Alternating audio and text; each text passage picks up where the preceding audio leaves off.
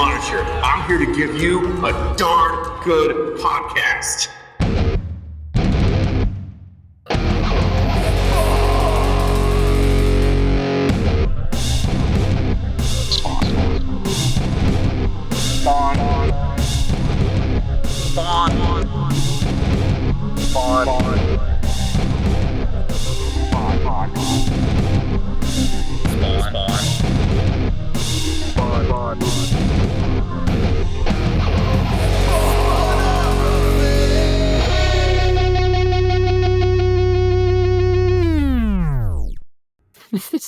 What's happening, L-Spawn?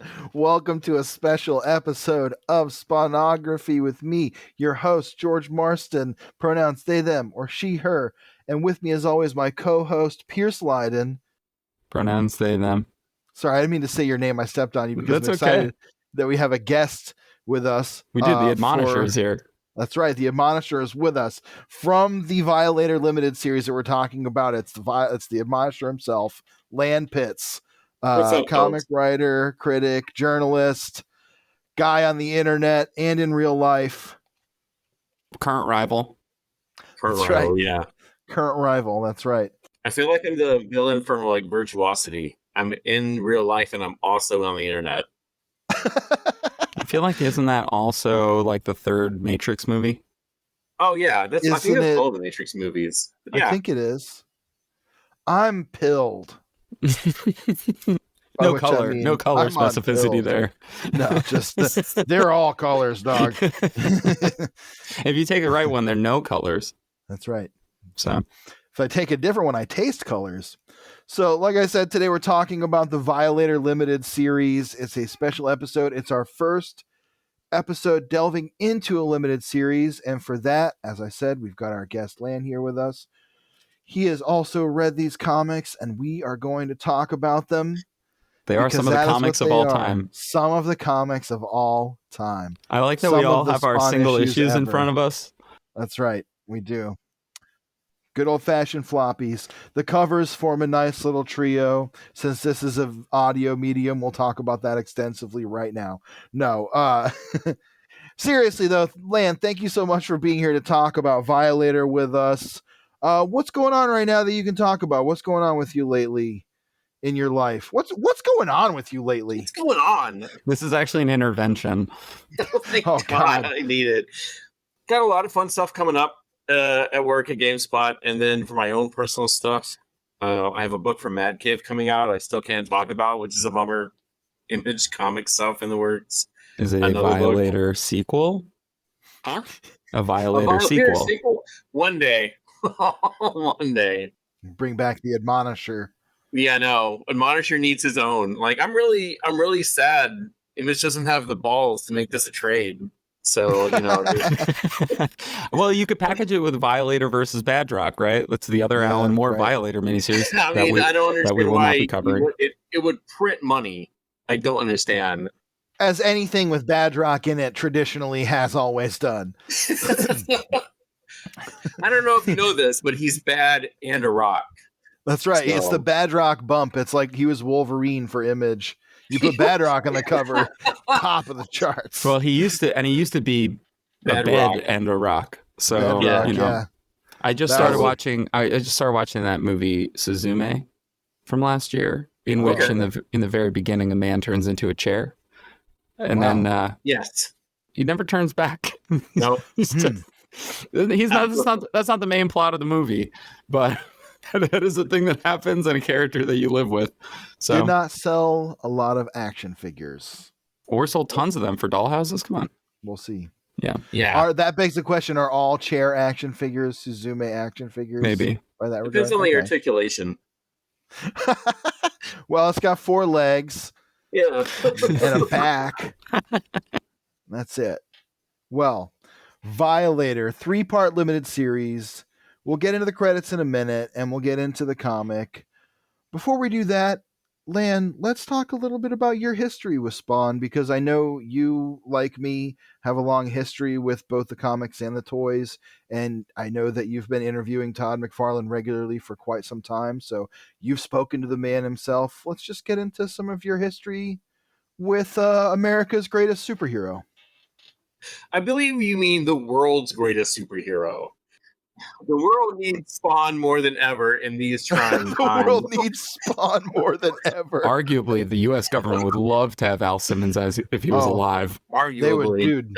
He would be the perfect candidate right now. World famous murderer Al Simmons. World famous murderer. How many world famous murderers do you know get their own comics? So, Punisher, Violator. Yeah, actually, most of them. Semantics. I think there's been a couple like Jeffrey Dahmers out there. We'll see. Can't wait for that Dahmer Bad Rock crossover. Lan can't talk about it because he hasn't announced it from Mad Cave yet. That's right. I haven't announced it yet. Spawn is definitely an interesting sort of scenario because I was like 9 when it came out, 9 or 10. And I didn't really know much about it besides my mom was really into encouraging my hobby of comics. Like we'd go to flea markets. There was that thing on Twitter the other day about my first X-Men comic. My first X-Men comic wasn't a comic. It was Marvel Spotlight issues on Colossus. And it was like an anthology series that had it was Wolverine, Cyclops, Colossus.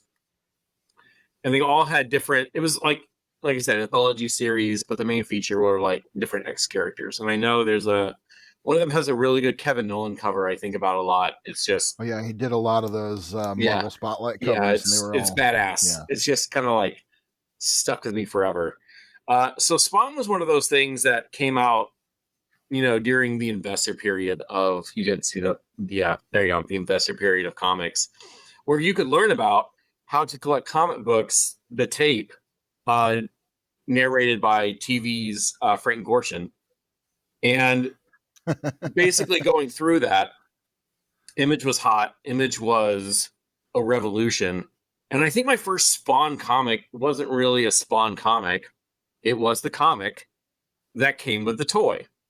Right. And with his nailed peg, his board with a nail in it for some reason. And yeah, he did have that, the first Spawn, didn't he? That's right. With the when McFarlane Toys was just Todd Toys. But he was the first guy to really do that. He was the first guy to I don't want to wait for someone else to make my toys. I can just do that now.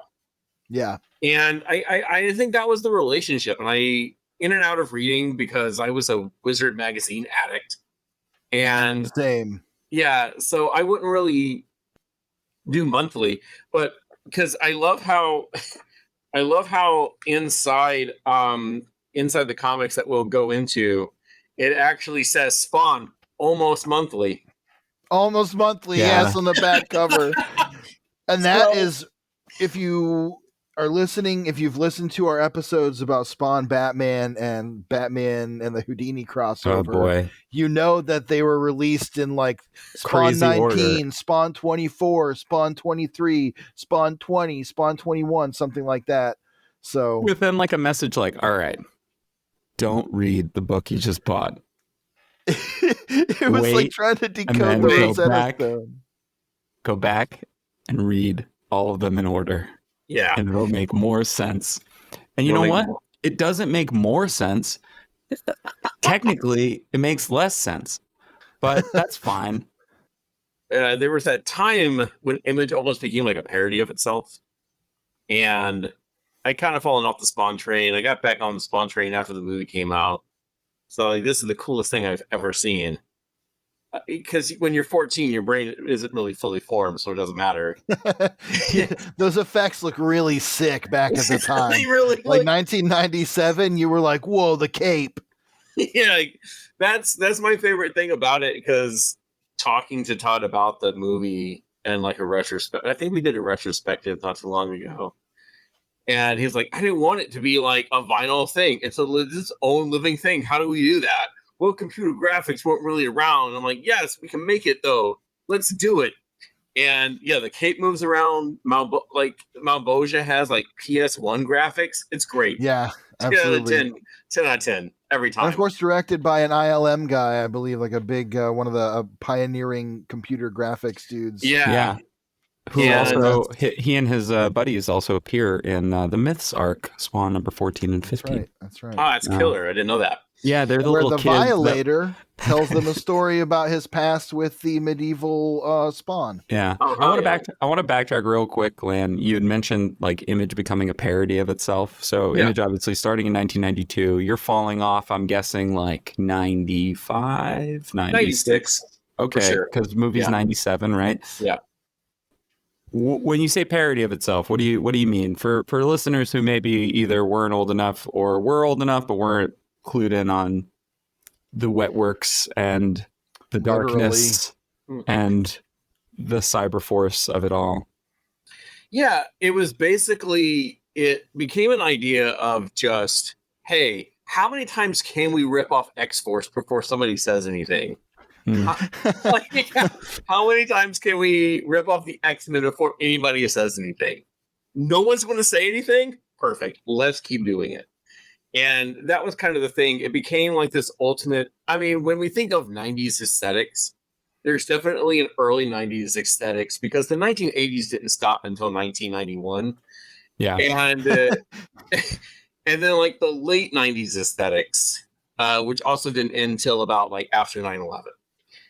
And I feel like... What is that? That's like the third or fourth time someone's brought this up. George has been trying to make 9/11 a running bit on this show. It's not a bit. I don't.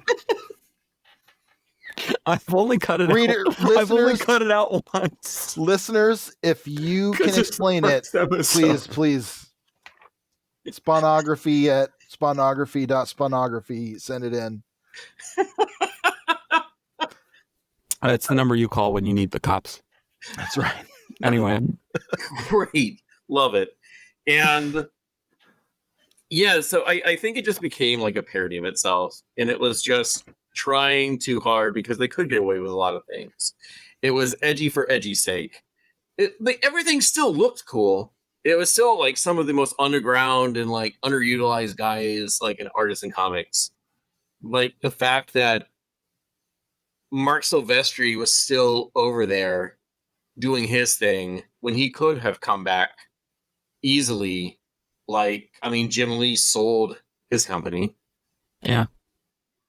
And Silvestri would go back to Marvel by the turn of the millennium. He'd be back at Marvel in the early 2000s, you know, doing comics. So that's what I mean by that. It became sort of like, how can we be like edgy and just make our own XYZ? I mean, that was, I think, Youngblood's whole thing, Brigade's whole thing, Wetworks' whole thing. I mean, the only thing that was kind of different was Cyberforce because that was just X-Men. But it did seem like by the end of the 90s, Image, which had started as a place for creators to exercise their freedom as creators, was kind of becoming a place for them to just keep up with that churn at any cost. Like you said, just X-Force after X-Force after X-Force clone. Yeah.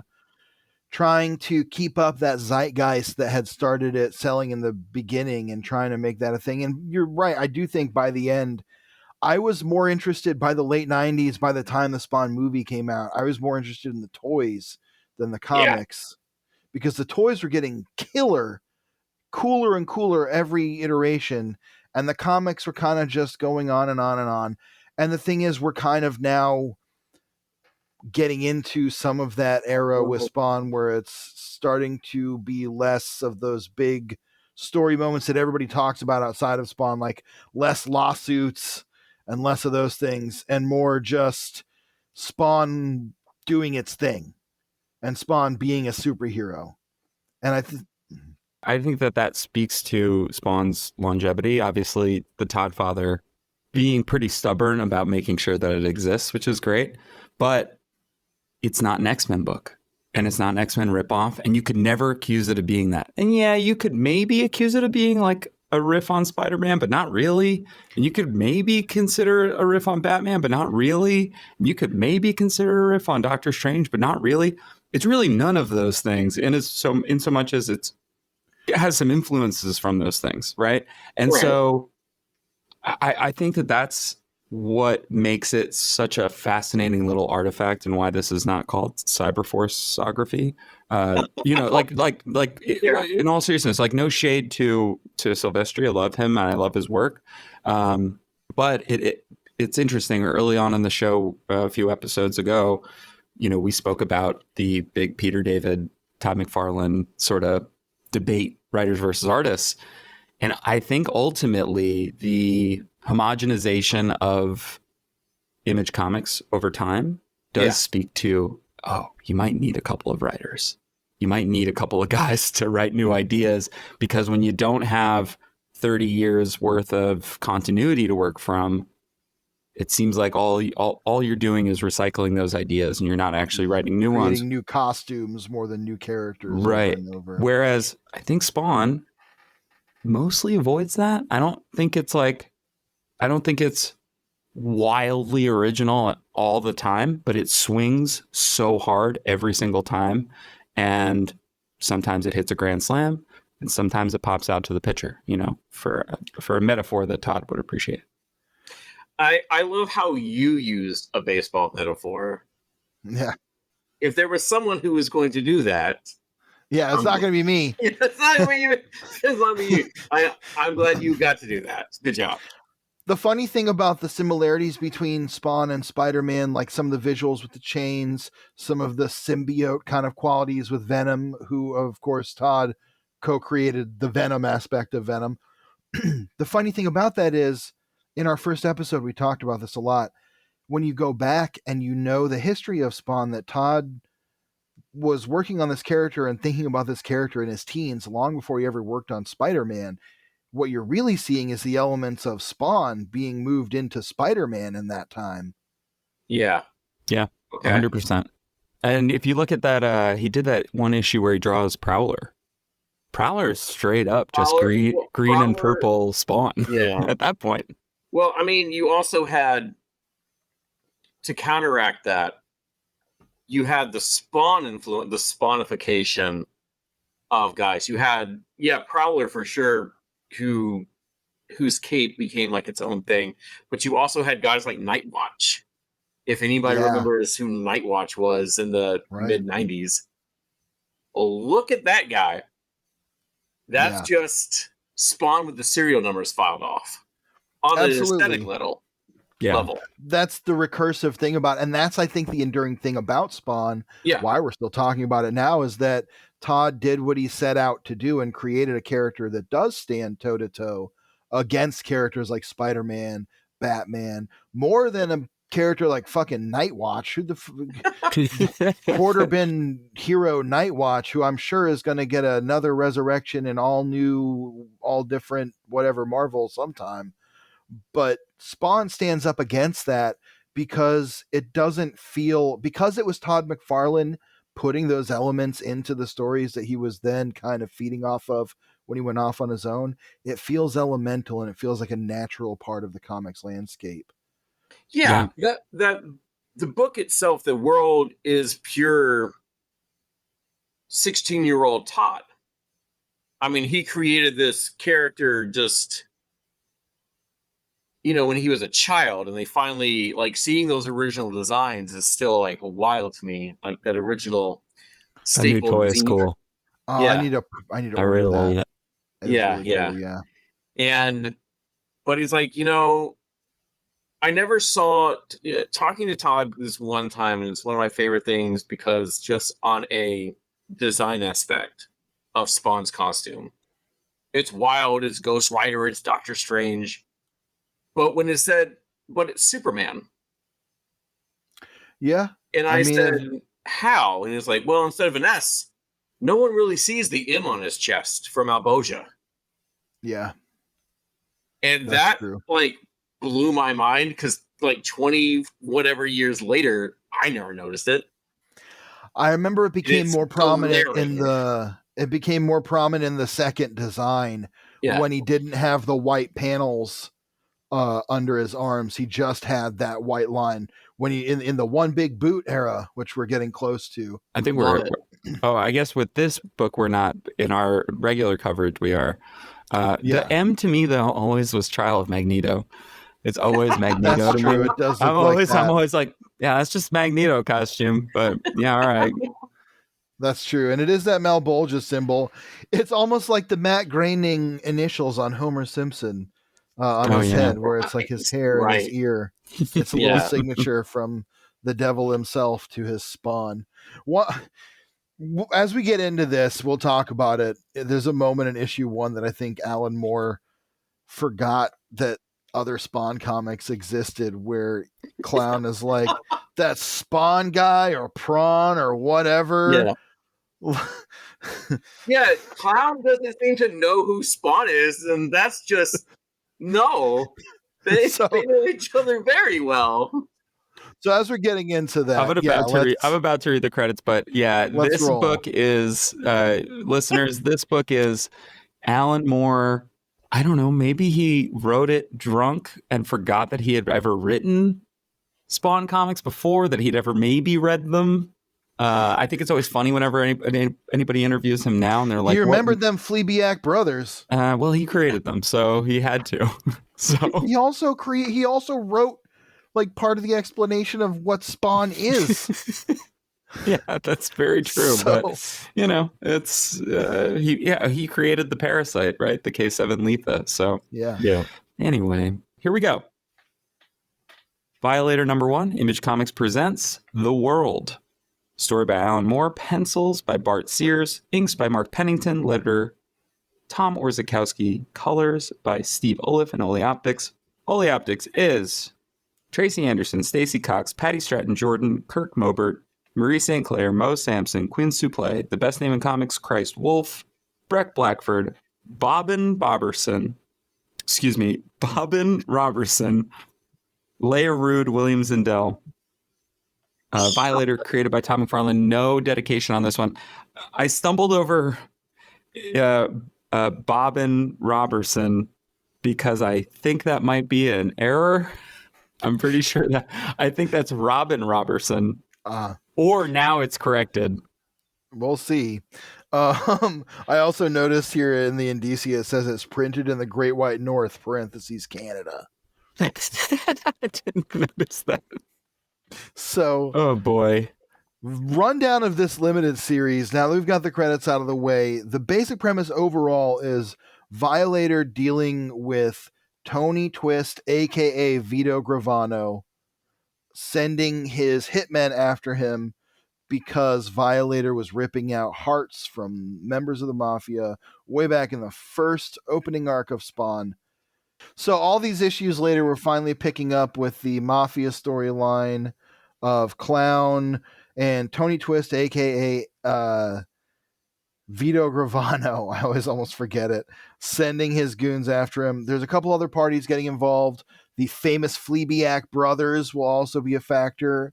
Violator's his siblings. And of course, we'll get the introduction of the Admonisher, who is legally and distinctly not the Punisher. And it is a running gag. This is why we talked about this a little bit before we got on mic, but this is just Alan Moore writing a comedy comic. Yeah. Like he's just taking the piss out, and it's great. Like he's just like, I don't know, this shit's silly, so I'm just gonna write the silliest shit that I can. The last time we saw Clown / Violator, who I guess again I do think at some point they do become separate characters, but they are currently the same character. Yeah, it's two forms of one guy. Yeah, and he's stuck as Clown right now. Right, because he lost his powers at the end of the very first arc. So we're finally fixing that on some level. This arc is called The World, but that's because they misprinted the titles for each issue. It's supposed to be called The World, The Flesh, and the Devil, each part, but they're just called The World. Oh. Yeah, for those that don't know, it's supposed to be like the three sources of temptation. So, like the world is indifference and opposition to God's design, the flesh is gluttony and sexual immorality, and then the devil being like a real enemy, fallen angel, etc., etc. So anyway, that is very Alan Moore. It is very Alan Moore. There's a lot of very Alan Moore stuff in this, along with the weird satirical admonisher stuff. There's some interesting magical stuff in number 2. If you've listened to our Grant Morrison episode, we'll get into some of I brought up John D. He'll come up in this. So right off the bat, we've got the Fleabiac brothers. They're kind of using blood to scry on Clown, who is being carried over a pier with cement shoes on by some of Tony Twist's goons. And I just realized his shirt is saying baby and pointing at his belly. There's a lot of people getting thrown in the lake and Spawn in some recent storylines and some stories that we've got coming up. It's kind of becoming a recurring theme. It seems to also always be the same pier. Yeah. It's a bad place to go. You don't want to be hanging out there when like a fucking clown with cement shoes on gets hurled in the lake. You don't want to be the guy trying to catch like a 3-eyed fish in the East River or whatever, seeing that go down. So we've got Bart Sears on art. What do we think about that? Lan, what are your thoughts here? It's loud. That's true. There are a lot of lines. I'm trying to remember if I know Bart. I know the name, but looking at this and how it's inked, it doesn't look like anything. It looks like, again, Image House style. Right. It is definitely Bart Sears is a guy who I think would go on to do some stuff in the New 52, some other DC stuff. He's been around the block for a while. He's got his fans. Okay. I'm not one of them. And I just want to be gracious about this when I say I really dislike this art immensely. The lines. It's definitely a lot to take in with everything going on. The panel, there's a few panel layouts and compositions that I think you actually said it better with like the thumbnails and everything. It gave me a panic attack. And yes. In the back of the flight or fight position where I'm like, what am I supposed to feel about this? What is happening? And yeah, it's extremely busy. Yeah. On the first page, you're like not crazy busy. I think the coloring kind of helps that. The splash of him getting thrown before he gets thrown into that does look like, quote unquote Image House style. I do think a big part of it is Mark Pennington was Todd McFarlane's inker on Spider-Man. And I think it's a little bit of Todd maybe saying, hey, make sure that this doesn't look too far away from what again normally do. Sort of how I really love when he gets thrown in after he bites the guy's tie to drag him in with him. I do love the smiley face on the tie. And I didn't know if that was like a comedian joke. It might be, actually. Yeah, that's a good point. I didn't even think of that. I do like the little, what do you call it? The devices at the bottom of the page, the little Spawn logos. With the with the page numbers, yeah. That is kind of sick. I do kind of like that. I will say, though, the thing that I think really makes it stand out, and you saying that about Pennington Pierce really kind of makes the point clear. It looks like a mashup of styles that are clashing. Mm-hmm. Like there's these very small detailed lines and then these very big broad areas of like thick black. And sometimes that works. And sometimes like here to me, it's just so busy. I want to get to page 9 of issue 1. Can we turn our books to page 9, please?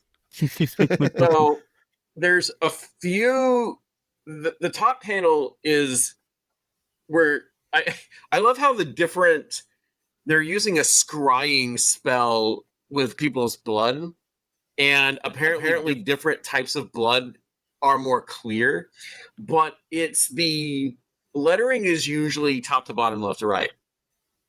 This is left to right, top to bottom, because it like the far right balloon doesn't make sense if you haven't read it. Yeah, I just noticed that. It feels out of order. Oh yeah, you have to read red, yellow, and then brown. I will say shout out to good old Tom Orzechowski, the maestro, doing a lot of heavy lifting, making sure the voices of the Fleabag brothers are at least visually distinct. Yeah. Even though for a lot of this, they're all kind of like, whoa, yeah, I can get like the blood's done at the just kind of. They all sound like a different member of the Sopranos, but yeah, like I love how they kind of are. They kind of are. Okay, real quick though, while we're talking about it, before we get past it, I want to point out in the opening sequence, Clown gets thrown in the water, drags one of the guys that's thrown him in with him, shoots him while he's under there, takes off his head, and uses the whole ruse to kill the other guys. But then he has the arm stuck on his head, and the arm being stuck on his head was like a Wizard magazine favorite. Like I just remember it being talked about so much. And throughout this series, again, we'll talk about it. I kind of joked within myself. I've told myself, like, some days you can't get rid of a guy's skull on your wrist. He's a demon. He's a demon. Because he really tries. Like, that's a whole, like, that was actually kind of funny. There is a subplot of him trying to get it off. There's like multiple times he's just trying, but rigor mortis is set in, so it's hard around him, and he just can't. Like, that's sick and funny. Jesus Christ. Okay. You got me there. Lord. There is some legitimately funny stuff in this series. Real quick though, before we move on, while we've got them all here, favorite Fleabag brother, tag yourself. I'm Vacillator. I like the one big eye, and I like that he always vacillates on everything. He's always like, "Oh, I've got him," in the manner of speaking. Oh yeah, the Vacillator. Yeah, I like the guy. There's a guy Vindicator, with a mouth, and then there's a guy with another. The same guy has like another mouth on his forehead. A+. Oh yeah, which one is that? Shit. There's Vindicator. There's Vandalizer. There's Violator, Vacillator, and there's Facilitator, Vaporizer. Vaporizer. That's the other one. Yeah. I think we don't even, based on the first issue, we don't really get to know who is who, right? No, not too well. There's that big splash at the very end of all of them. Yeah, again with Tom's lettering, how each one is kind of color coordinated, and then different actually balloon. Oh yeah, the good. Shapes of the balloons are different. Yeah, the outline. Can't think of the word outline. Like some are like, there's one that's oozy, there's one that's sharper, there's one that's broken, there's one that's like a constant exclamation point. It's a fun bit to have this be a first person comic from multiple characters' perspectives, but like often the Fleabag brothers, to hold them back for the final splash page is really, really, really fun. Just getting their hands looking over there. It almost reminds me of like Skeksis or something from the Dark Crystal. And then we even get kind of the same thing with Tony Twist, where we're seeing everything from his perspective. Yeah, that's the next sequence is Tony Twist again, aka Vito Gravano. Fill it in yourself. I'm gonna try not to do it every time. Everyone knows why it's different. I don't know. Wait, why is it different? There was a lawsuit, and Todd McFarlane had to change it, and then it changed to Vito Gravano, and it's now Vito Gravano. Sometimes I call him Dracula. But they also still call him Dracula when he's Tony Twist. Here he is hiring a guy named The Admonisher, who is basically John Cena strapped with guns. No, it can't be John Cena. We can see him. That's fair. Well, he's playing a role. When John Cena is using camouflage to embody a role, he becomes visible. That's why Peacemaker is watchable. Predator. That's right. When he's hunting, he's the John Senator. Oh, wow. America needs him. Soon we'll have an all wrestler House and Senate, and then we can really get to work. Thank God. I love this sequence with the Admonisher's intro, though. He like walks in, puts his giant fucking arms on the table. He doesn't even look away from Tony Twist, pulls out a gun, blows two guys' heads off, and it's just like, oh, sorry about that. Gonna give it up to Bart Sears real quick. I know I said there were things about his art that I really didn't like. I do like this sequence, and I really like the fucking just the little 5-panel story of the guy getting his head blown off on the left side of the one page, because it's like guy standing there, guy's head exploding, guy's fucking neck meat, and then like he's falling, and then his buddy vomiting next to him. It's such a demented little cartoon. And I want to say this too. This is probably the most, out of this issue, this is the most Alan Moore of like a panel construction, panel composition, of like how he writes, because it's very similar to like Watchmen. Like every panel is like another like half-second beat. Yeah, and it's that repeated panel shape and structure too. And it goes in. But yeah, he just, and how like he walks in, he's already just this massive figure. He's like, he blows away Tony Twist's dudes. Yeah, he does like crossfire on him. It's like, and Tony Twist is like, whatever, fuck those guys. Fuck those. What were they? They were career dead anyway. Larry. Yeah. I mean, what are we gonna? Okay, Jake and Larry must have been like interns at Wildstorm or something. But I mean, we found out with the Houdini arc that if you just work at Image, you might be able to, just write an arc of Spawn. So yeah, we still haven't exactly pieced it all together. We'll get Andrew Grossberg on the show one day. One day we'll talk to him. Involved. Yeah, there is. Well, and unfortunately, maybe the worst thing about Todd McFarlane is all the NFTs, but we're not going to get into it here. So Tony Twist is telling the Admonisher to go kill Violator / Clown. He just killed some of his best guys, and he took out a bunch of his bosses and associates months back. He warns Admonisher not to go in too heavy because he shouldn't underestimate the guy. He says, you got to be like Teddy Roosevelt, tread softly and carry a big stick. And I like where this becomes another running joke with Admonisher, who is basically just a source of running gags. He goes, this Roosevelt guy sounds dangerous. You want me to talk things over with him too? Admonisher is absolutely Frank Castle, but without the skull. Like, that's the joke here. Yeah, 100%. And the joke becomes that as he goes on, he keeps saying, I'm going to admonish you. I'm going to give you a stern talking to. I'm going to do that. He uses every single possible like Schwarzenegger synonym. Movie line. Well, every single possible synonym for punish except punish. Yeah. Like literally the full thesaurus of terms throughout these 3 issues. He's a very verbose. He has a very strong vocabulary. He throws them out sometimes 5 or 6 at a time. Yeah, despite looking like a walking HGH Neil. Unlike Todd McFarlane, the Admonisher reads. Okay. That's right. What do I got to read for? I write.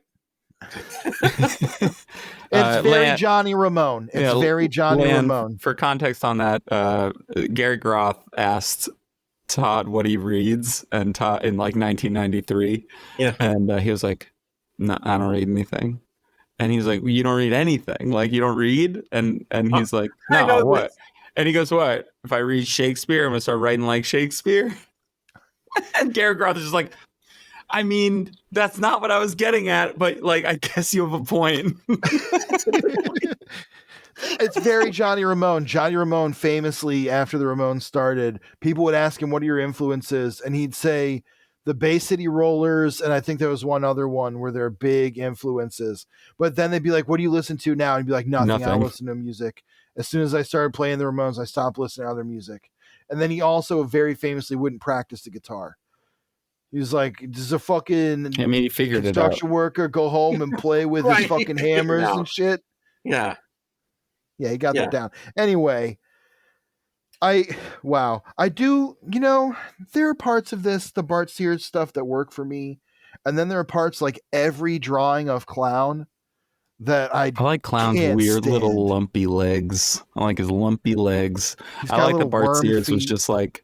Yeah, I like that he's like, I don't know, he's gonna wear socks and he's gonna have lumpy legs, because it's almost like Bart Sears was like, all right, I know how to draw a regular sized guy with muscles, All right, I got to What shrink if I it down. did the reverse? Yeah, what if I- I got to Yeah. shrink it down. What do I do with all the muscles? Oh, they're in there. They're still And in he's there. now he is basically just like a chode. He's not even like a fat guy. He's like wearing chode jeans. These Chode big jeans. ass chode jeans, 55 ways, 10 inches. It's just Real fucking piece of junk. garbage. Oh wow, copyright. I think you should leave.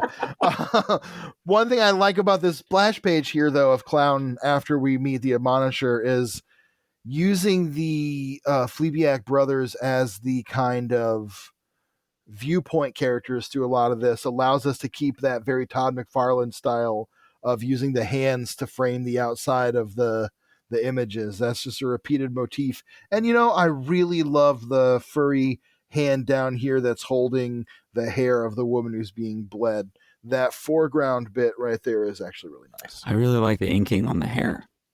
Yeah. I think it's really good. Here's a great microcosm of the problem with this fucking comic.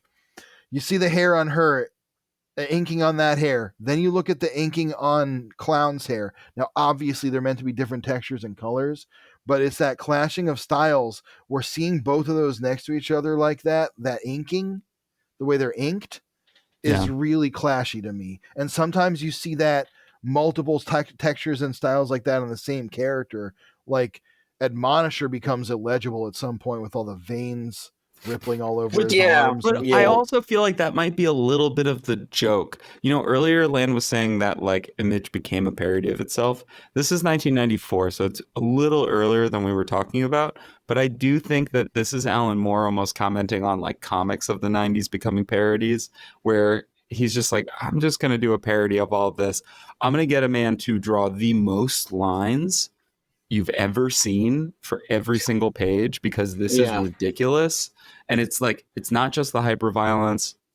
It's not just like the generally kind of insane plot, right? But like it is, and like Admonisher being like a satirical character and this parody of Punisher. It's just like every aspect of it. And so I wonder, having seen some of Bart Sears' other work, and it's not as sort of, I don't want to say unreadable because this is readable and there are moments in here that I think actually work really well, but the fact that there are so many moments that work extremely well versus parts that are just inexplicable makes me think that maybe that's part of the joke. But I might be giving too much credit there. The double page of 18 and 19.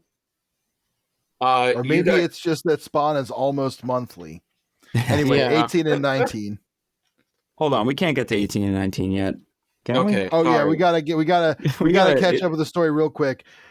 Clown tries to get the head that's stuck in his arm off by going to the ball and getting a hacksaw, and of course everybody freaks out because he's got a frickin' corpse's head on his arm, and the Admonisher busts in. Yes, he does. He has a gun. Well, and the Admonisher busts in here, and this is a great example. All these little tiny lines, muscle striations all over his body. But he also has that very 90s like Marvel style, like I am the Admonisher bubble, like it's the introduction of a character. I love it. So there is some of that. And he's chasing Clown through the mall, throws him in the water. That double page spread of him throwing him off the top level of the mall into the water is pretty good. That's 1819. Oh, okay. Oh, okay. Well, that is what were you going to say? Oh, it's just the most lines ever conceived by a human. Yes, on fucking Admonisher there. Yeah. And Clown. Yeah. Look at Clown's meat. Yeah. Look at how their arms are just like it looks like you spilled a bunch of like raw chicken. Yeah. But Admonisher is double caked up on a Tuesday. That's right. That's right. He's got that Admonishussy. Yeah. Oh my god. Oh no. Oh no. He's here to give you a dressing down, a little critical feedback, a piece of my mind. Yeah. I also like how many people are just throwing up in this comic. That was the thing. That was the thing I was going to bring up. This double page is just... It's man crying and throwing up. It's like a Where's Waldo, man. Yeah. Okay, so like in the final page at the very top, we see in the first panel on the left side that Clown's gun goes flying. And in the final panel on the right side, we see it brain somebody. It lands on their head and there's blood gushing everywhere. Oh my God. There's like a kid playing in the fountain. Yeah. There's a lot going on. There sure is. You know what? Here's the. I said maybe Bart Sears is in on the joke, and that's the whole thing. I think it's 100% what it is. Well, I think in a lot of cases, absolutely. I think he's 100% on the joke. I think other times, though, it kind of just is how he draws. Yeah. So I think it's a combination of those things. Maybe he is heightening some of his worst tendencies for that. I think there's a little bit of also the colors maybe not doing him any favors because, and we've talked about this before with digital colors, where too many gradients actually make things so much busier. And I'm gonna chalk it up to a little bit of that. I don't want to put it all on Bart Sears here because I actually think that the comedy storytelling here is pretty A+. I just want to make it clear why I'm putting so much of it on Bart Sears' shoulders as well. In the back of Violator issue 1, there's 2 pages of his pencils. And Lance said it earlier, something I said off air. Sincerely, they are giving me a freaking panic attack. Like thinking about even trying to start inking one of these pages, it looks like a nightmare. That's fair. So that's why I'm putting so much of it on that. Now, granted, those are Xeroxes, blah, blah, blah, not full size, et cetera, but the pencils are stressing me out. And that's leading to... Yeah, that page 21 with the pencils is just... Yes, where it shows the other splash page of him aiming the bow at the back of Clown a couple pages after this sequence. But I guess I don't know. I guess with colors and inks, though, it does get a lot more clarity. And there's some stuff that's blacked out there that isn't blacked out. Sure. That figure of the Admonisher is so hard to read, though. It just looks like a mess of shapes. Yeah, it's true. I do like on that page 8 and page 19 there, Clown says, this guy's a couple bubbles out of plum, which, like, I know what it means. What does it mean? I don't know what it means. It means he's not level. Plum is level. Oh, he's talking about like a level. Yes. Got it. He's off kilter. Oh, okay. So, like, again, great writing, Alan. Yes. I don't read, so I wouldn't know what that means. Me neither. The Fleabag brothers are just blasting through their supply of humans. They're just ripping. They need a dipstick, so they just rip a guy in half. And as they're watching Violator / Clown get chased through the mall by the guy who's about to kill him, the Admonisher, they're deciding, should we jump in and kill him first and kind of save our family honor? They split a human to decide. Heads it is. And so just as Clown's about to get blasted in the back of the dome by Admonisher with a bow and arrow that has like 5 different weird needled arrows in it, the design is definitely part of the joke. Like the design of like these bows and arrows, that's clearly meant to be like, there's a guy in the back there vomiting gray bile. Again, just every time that Clown's around, people are throwing up, which is really good. I mean, he looks... You guys have seen Weird Science? Yeah. Yeah. You know the end of Weird Science when his brother gets turned into a troglodyte? Yep. Yeah. Wait, doesn't he get turned into shit? No, he gets turned... Well, maybe he does. He does. He gets turned into whatever shit. Thing the little creature... Read that as a giant piece of shit. Yeah. Well, whatever that is what Clown looks like here. He looks like a giant piece of shit. Which sounds like something Clown would say. He looks like Bill Paxton after getting transformed into a piece of shit. So, just as Clown's about to get vaporized, the Vaporizer himself makes himself appear, and the mall turns into hell. It's sort of like Hellraiser. Hell itself bubbles up and takes over everything. And just like that, we're at the end of the first issue with the arrival of the Fleabag brothers. We get this very kick-ass splash page of all of them looming over Clown. I think maybe our second glimpse ever of all 5. We do see a 3BX? couple of them rendered pretty differently, I think, in the anti-spawn arc. Right. And 16 to 18. So I think that's the first time we've seen all of them together. that's true. It is the first time we've seen all 5 together. 5 famous Fleabiac brothers. We'll learn a lot more about them. Yeah. That brings us to Violator Part 2 of 3. Now, again, this is also called The World, but it's really called The Flesh. All of the credits are the same, so I'm not going to read them again. Including Bob and Robertson. Yeah. Yeah, exactly. Also printed in the Great White North, Canada. Yep. So, we open up and we're still in this, hell gradient background. I like the first page a lot. I think that Bart Sears and Mark Pennington doing a great job on that. We haven't even. I thought we could at least talk about this cover here. Oh yeah, sure, of course, yes. So, again, Admonisher has veins like a highway, and oh my God. Veins like a highway. I'm just zeroing in on Clown's face on this cover. Oh no! This is so. He's doing an ooh-woo face. Oh no! He's doing a full-on ooh-woo, cat girl clown. Yeah, why does he have a cat face? I don't understand. His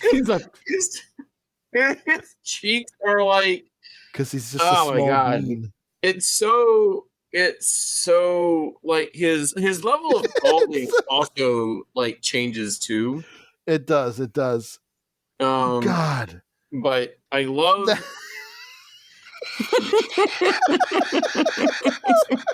That may be the funniest drawing we've seen in Spawn yet. Just full on slavery. I know you wanted to dive into the issue, but I wanted to at least have 4 minutes to just laugh at this cover. He's scrolling. He looks like he is scrolling through the uncensored tab on Blue Sky right now. I don't like that he's cruising thirst traps. I don't like that he's drooling. Oh my God. Clown confirmed the first Redditor. My girlfriend just texted me, Violator, I hardly know her. I guess she can hear us recording. Yeah, he just looks concussed. He's like, ooh, please not me, small bean Violator. And then Admonisher, he has no neck. He's all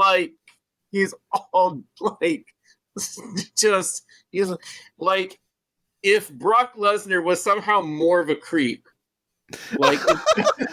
He does look like if he was just Brock Lesnar's neck. Yeah. If only Brock Lesnar's neck was turned into a person. If Brock Lesnar's neck had a little face, it would be Admonisher. Okay, my favorite thing is actually the corpse head is looking toward. It's also a different guy. Yeah, different guy. That's not that same guy at all. Okay, when you take that Violator face out of context,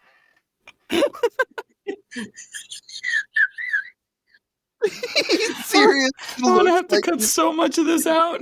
He's on his Finsta, dog. Oh no! We're gonna have to post pictures of that because people need to see that. Oh my God! We're getting into the issue where he looks totally different. Yeah, he looks fucking demented.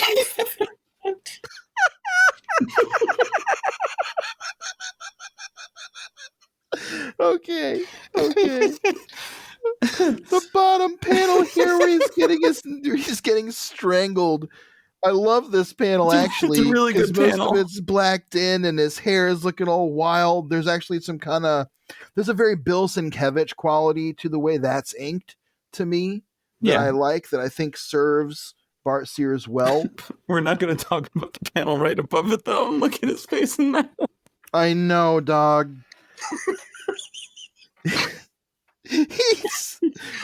Reader, do yourself a favor and just pick up this Violator limited series. I'm coming around on this art because it's too delightful, whatever the intent or quality, to really be that mad about. I haven't laughed this hard in a while. This is maybe the weirdest thing we've ever looked at on this fucking podcast. And we've seen some insane shit in Spawn already. Pierce is going to have to cut out 5 minutes of just us wheezing into the microphones. Okay. He's being held by the Fleabag brothers. And his biggest they say brother. the 4 Fleabag brothers, and he says, "Don't you mean 5?" And he says, "I knew what I meant." Real men, I don't know if you know this, real men don't wear flesh. So one thing the men can't do, they can't wear flesh. Put it on the list. Right. You've heard it here first. Also, fellas, is it gay to wear flesh? The color of baby on his shirt changed colors. Wow. Well, there's like a gradient now. Wow. Listen, we're not cinema sins, Lan. You know what? Right? We're gonna need to get Todd on the horn. Let him know we spotted this. Maybe they'll fix it. I do love this Fleabag brother, whichever one. I think this is Vaporizer. Yeah. I think. Sure. Is the biggest one. Well, whichever one's the biggest one. Cool. I like this drawing of him. He's not even the biggest one at all. He's the second biggest one. The biggest one is the one with like 6 eyes. I do like there's a panel later on when we see, we get Violator's origin story in this issue. And we see a lot of the Fleabag brothers. There's a panel later on where we see all of them lined up in like their birth order. And it shows their silhouettes all getting bigger. Just like smallest being Violator to the biggest being probably, Vaporizer is the very biggest with the 6 eyes. I like Clown getting punted. Yes. Pretty funny. Like we've talked about Spawn in general being like a Looney Tunes thing. Oh yeah. And I just like when it gets leaned into, and I like that's for sure. That like Violator can't really die, I guess. So no, he's Wile E. Coyote. Yeah. Well, but he learns in this series, he says, I guess the lesson I've learned is death is only fun when it's not me who's dying. True. And so here he is mortal. He's getting beat up by his brothers. One of them is like, hey, buddy, cast a magic spell to keep other people out of here. He calls it a hemisphere of nacreous containment. And he chants some very Cthulhu-esque kind of Rillian dialogue and conjures a bubble around the entire mall and the surrounding part of the city. That's not conveyed super great in the art, but sure it is. We get Badrock. You do get Badrock. We get a little look from the young bloods who are stuck on the outside, including Badrock. They do say, "Don't call Chapel for this." I like that they're like, we don't want to hang out with Chapel. Well, Chapel was the guy that killed Al Simmons, so why would they?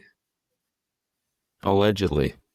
Well, allegedly. We'll find out that that's not the case in about 10 or 15 more episodes of Spawnography. Oh, beautiful. Okay.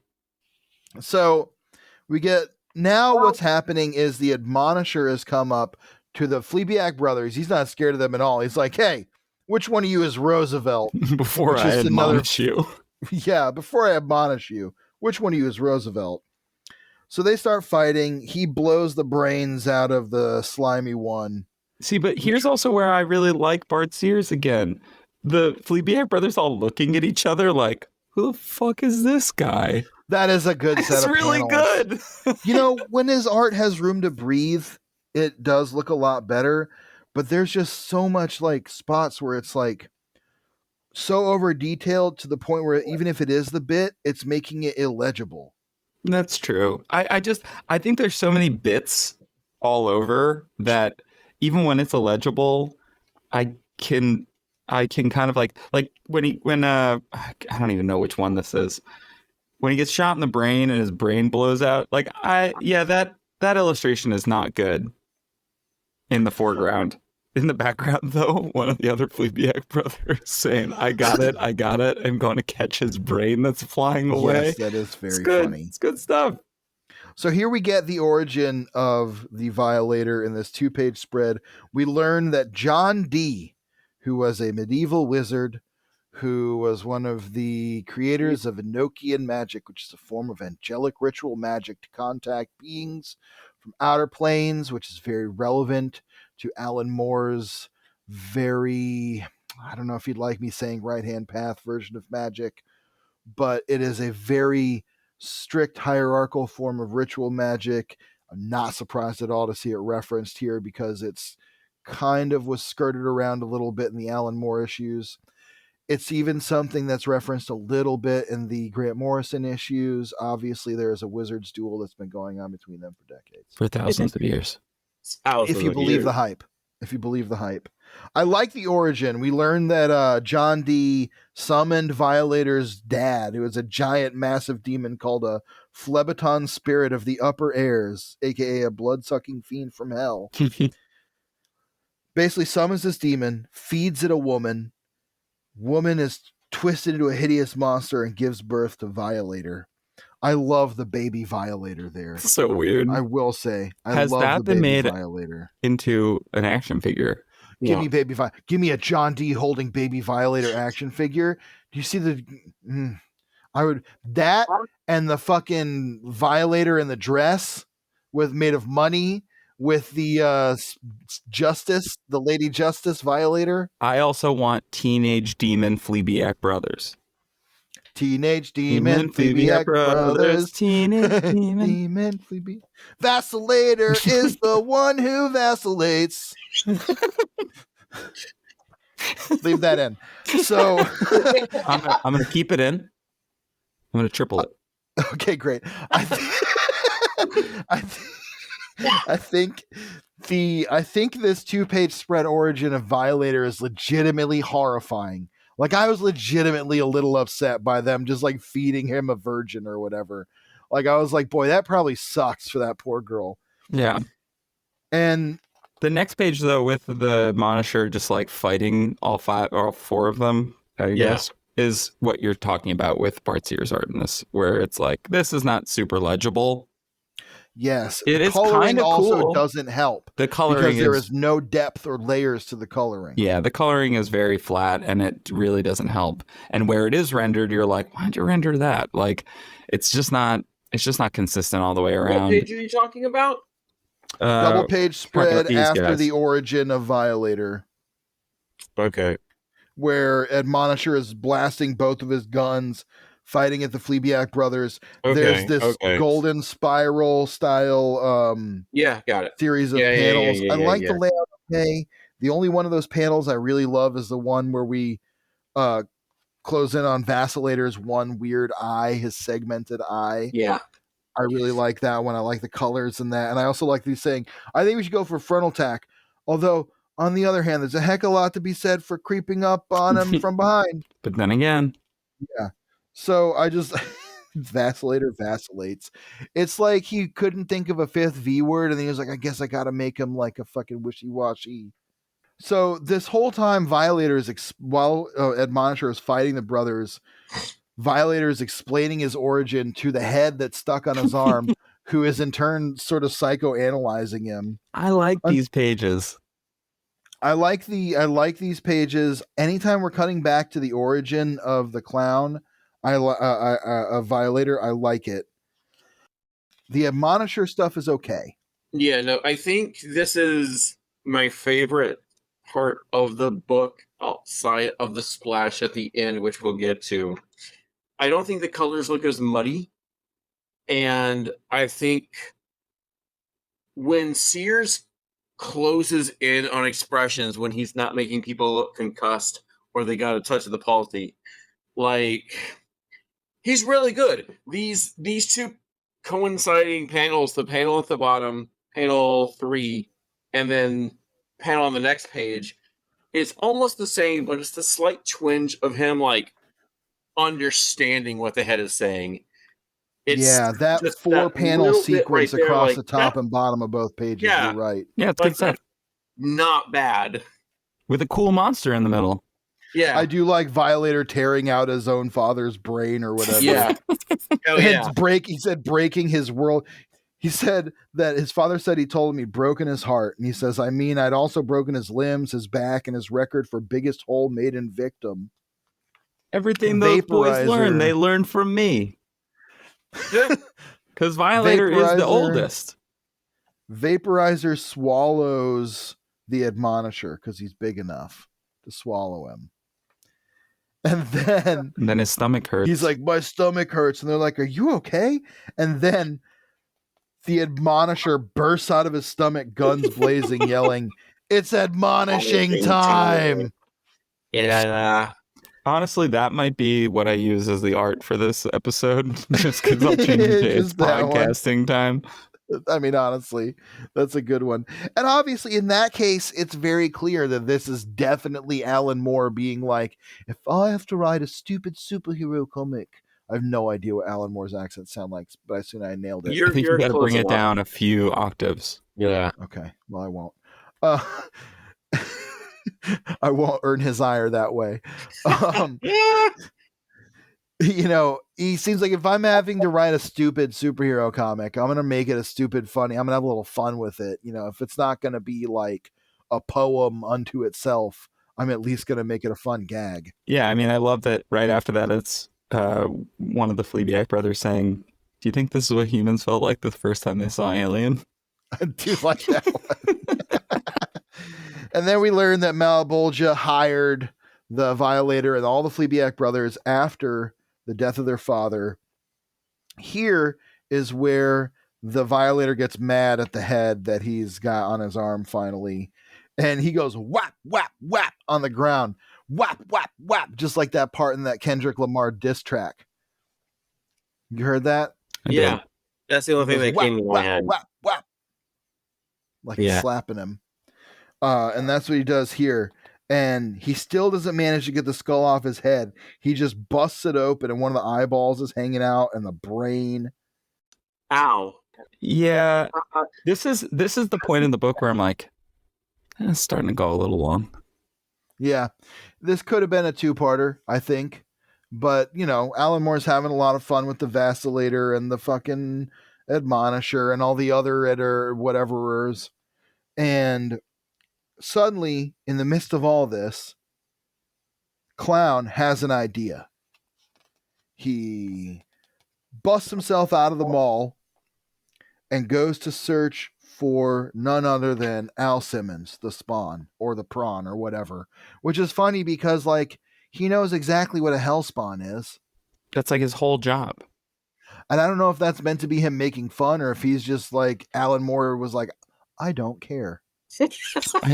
I think it's more Clown still being pissed that he isn't as powerful as Spawn.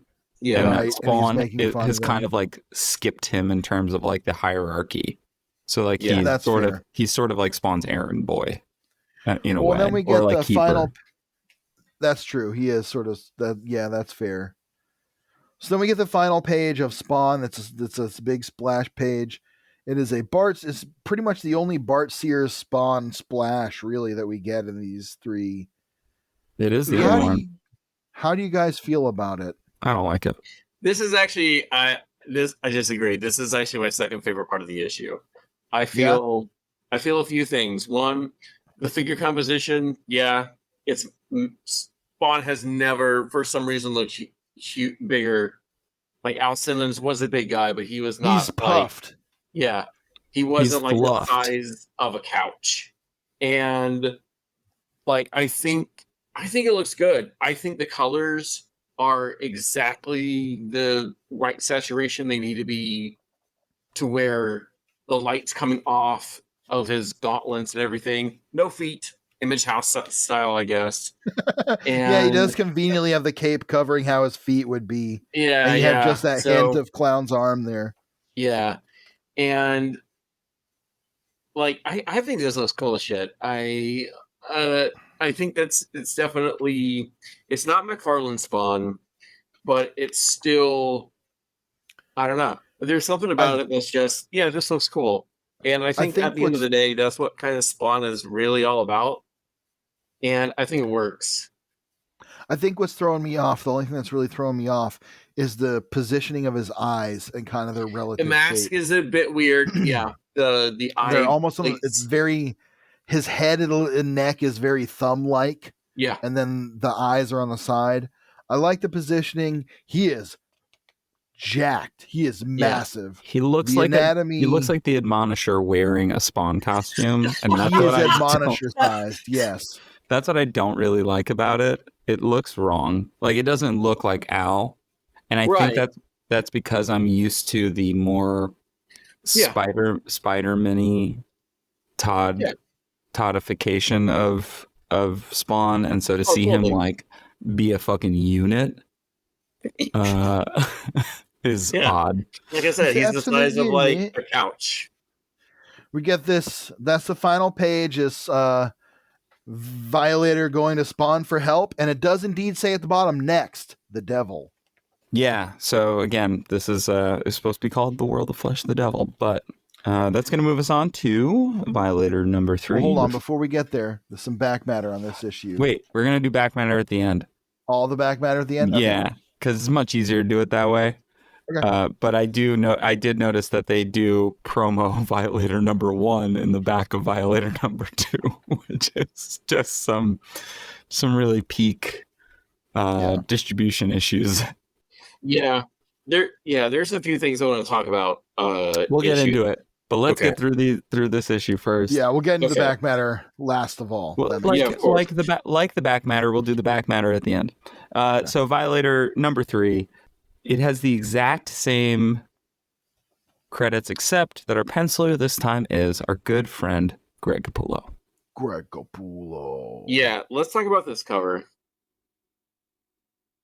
This is, in fact, a Greg Capullo cover. You can see the distinct GC signature down there. It's a decent cover. It doesn't quite fit the other two in theme. Like the other two almost seem like they're kind of very thematic. Like you've got Clown surrounded by all the guns. Then you've got... It tells you what's been kind of happening and what is happening. Well, even with the layout, they're almost thematically very similar. This feels like a Violator pinup that got used as a cover, you know? Yeah, that's what I think almost happened.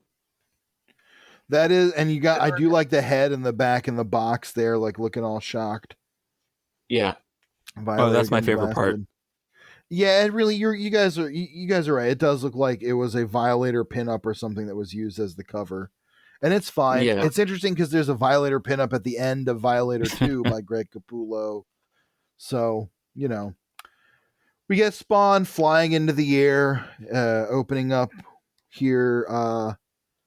This opens up with Clown coming to Spawn. Spawn grabs him and flies him into the air. I like the panel of Spawn flying him into the air. We get some early Greg Capullo Spawn cape. We don't get to see Greg draw the big billowy cape as much. So it's cool to see it here. And then the next page is, of course, a classic Todd McFarlane / Greg Capullo. I'm just going to waste 2 pages. Not waste, because it looks cool. Total vertical splash page. Yeah, vertical splash page. Well, I mean, the inks were Mark Pennington. No, 100%. But I just mean Todd. Whenever this shit would kind of happen, it turns into like a pinup style. Todd was doing that a lot in those early Spawn issues. There was a lot of Image people were doing it because Jim Lee kind of, I wouldn't say innovated it, but look at like a lot of that X-Men stuff that Jim was doing. There's a lot of that stuff in his X-Men run. So he's begging Spawn for help, basically says, look, I can't do anything to fight these demons. If you help me get my powers back by using your powers to do it, I can fight them and you can put a dick in the eye of the Malbolgia, who we both hate right now. And Spawn is like, you promise you'll give my powers back? You promise? I love how many abs Spawn has. So many. We just saw him like jacked up. Oh, I know, but this is different, and I'm also being facetious. Like, this is an insane looking Spawn, and it almost makes me think that, you know, as we get into the Greg and Todd era, that it's a lot of Todd sort of fixing and being like, no, none of that. It's a very Steranko-esque Spawn, actually. I mean, this is just how I look. Those. It's true.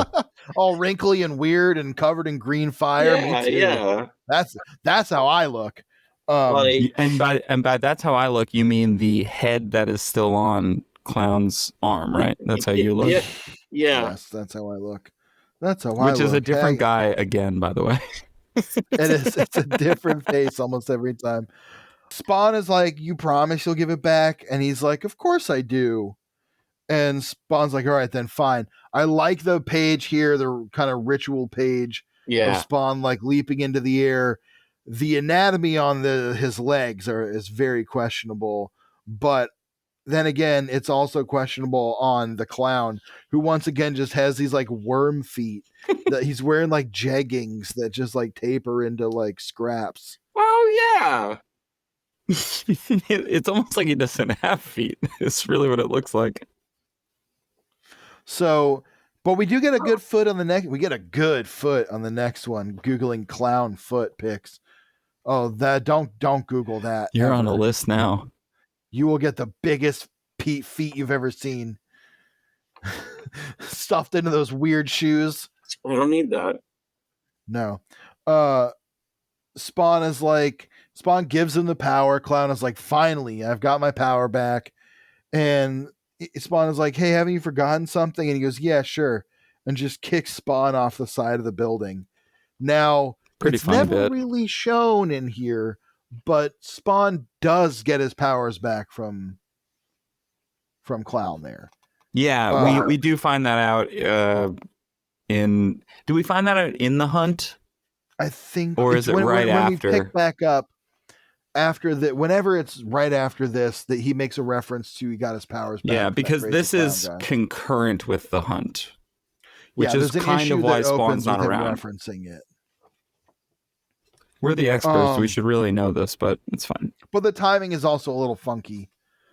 Yes. So back in the Hell Mall, Admonisher is just giving the Fleabag brothers what for, just blasting through them. Vaporizer is like trying to go for him. The Clown goes back into the mall. That's the big thing that happens here. As Admonisher is fighting the Fleabag brothers, Clown re-enters the mall where he encounters, God, which one is this? It's a little hard to keep track of them. The one with the yellow speech bubbles, the big green one, is trying to decide what to do with Clown because he's just caught him. And he's like wishy-washy over it. And he says, this is pathetic. I sound like the Vacillator. And while he's fucking around, Clown turns into the Violator for the first time in the series and bites off his arm. Hell yeah. And then he uses it to slap him. I don't know. This is also fun. Spawn is sometimes when it's at its best, when it's slamming your action figures together. And this is 100. This is just, these next couple pages are just slamming toys together. Before we move on real quick, I'm just going to point out two things. He slaps him with the hand and throws it at his feet. And Vandalizer, this is Vandalizer. Got it. Is like, you're declaring a duel? Which I think is hilarious that in hell you declare a duel just like you did in the 15th century or whatever. Except that you have to bite a guy's hand off. Yeah. Well, and Vandalizer says, now you're tangling with the heavyweights. And Violator says, oh, you're not, come on, Van, you ain't heavy, you're my brother. Which is, of course, a song from the 60s that references a line from I believe it's a poem, where it's it's an account of these spiritual conversations and spiritual experiences of a priest from, I think it's Ireland or Scotland, who sees this young girl in the street carrying along her brother, her bigger brother, who of course is much heavier than her. And someone asks if she needs help, and she says, oh, he ain't heavy, he's my brother. That's what that means. Alan Moore, why? That's because Alan Moore reads. Violator rips off Vandalizer's head, and here's where he says the line that you were referencing. He says, I make my own rules, bro. I'm not the Vacillator or the Vindicator or the Vaporizer or the Vilifier or the Victimizer or the Vegematic. I'm the Violator. And cool ass panel. I want to say real quick, while we are getting these action figures just mashed up, the Capullo version of that is way easier to read than the Bart Sears version. Yeah. Similar to any other time that we've had within issues that we're covering kind of right next to each other, whenever we've gotten like different colorists right next to each other or different pencilers or inkers right next to each other, I 100% agree. I think if we had still had Bart Sears here, though, with the Mark Pennington inks, I think we would have gotten something close. I mean, Mark Pennington inked the other ones. I know, but what I'm saying is I think that, I mean, I think there's more of a clarity of line for Capullo for sure, in general, but I think Sears would have nailed that.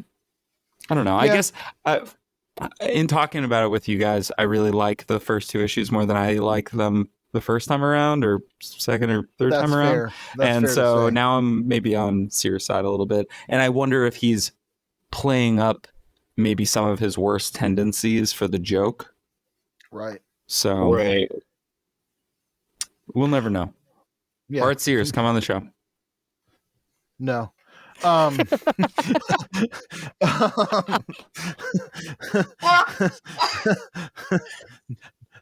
offense. Lan, what do you think? I can assume, I know I'm going to come down on the fact that I know you are a Greg Capullo fan, so I'm sure that it's delightful to see him here for you.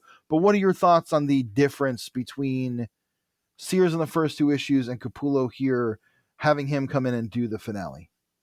I mean, to be 100% honest, this Capullo is sick as shit. Like, it's loud, but in a good way. It's loud, but you can still hear it. It's like, it's a metal concert that it's a small venue, but you can still hear everything and experience everything. I can read this. I'm sure Capullo would love that metaphor too. But I can read this. Like, I don't read, but I can read this. I can read this. As much as Todd appreciates a baseball metaphor, I'm sure Greg appreciates the heavy metal metaphor too. Yeah, even without the balloons here, you can kind of tell, like, oh, they are fighting for their goddamn lives. And it's great. It's great. Like, this page right here, that panel. That big splash page, yeah. Sick as shit. Yeah, it's awesome. This guy mounting, ready to, like, go after him. Sick as shit. Look at that figure composition. Like, it's just good. It's just he does a great Violator. I'll even say the later stuff with Tony Twist is a lot clearer because it's just, it's a black suit. Pennington's like, yep, black it out. Here we go. And Capullo gives him the space to do that. Yeah. One of them has a red tie. So Violator comes across Tony Twist and his no good consigliere, whose name I forget. We learn it later. They're running through the mall together. Alberto. They're running through the mall together because for some reason Tony Twist is like, Vito Gravano, whatever, is like, I'm going to go see if that guy's killed the Violator yet. I'm going to go see if Admonisher has finished the job yet and go down to this active fight scene inside this weird bubble. A totally normal thing that mob bosses tend to do, but it seems like, I mean, he's not a, you know what, man?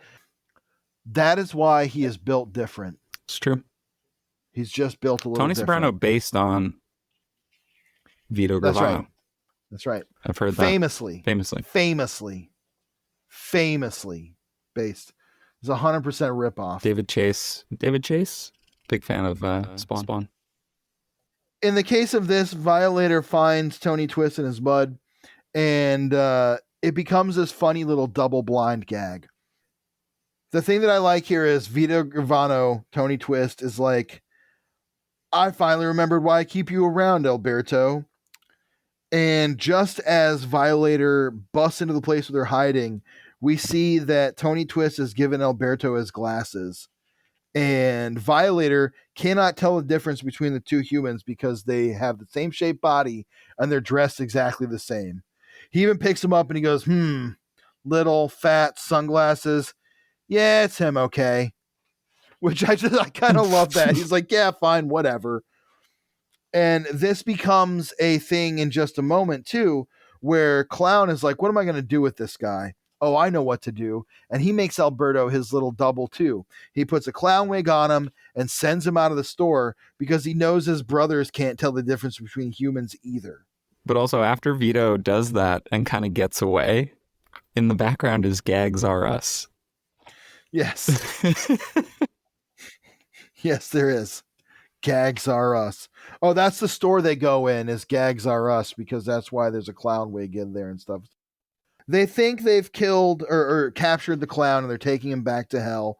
Just as they think it's all done, Admonisher shows up and he goes, leaving without me, eh? I'd strongly admonish you to reconsider. Here's the thing about the Admonisher I really want to admire. He couldn't be a character today because of woke. That's a good point, Lan. That's a good point. He could not exist today because of woke. I don't think so. Inside you, there are two wolves. One of them is woke. One of them is canceled. Anyway, Lan, what do you mean?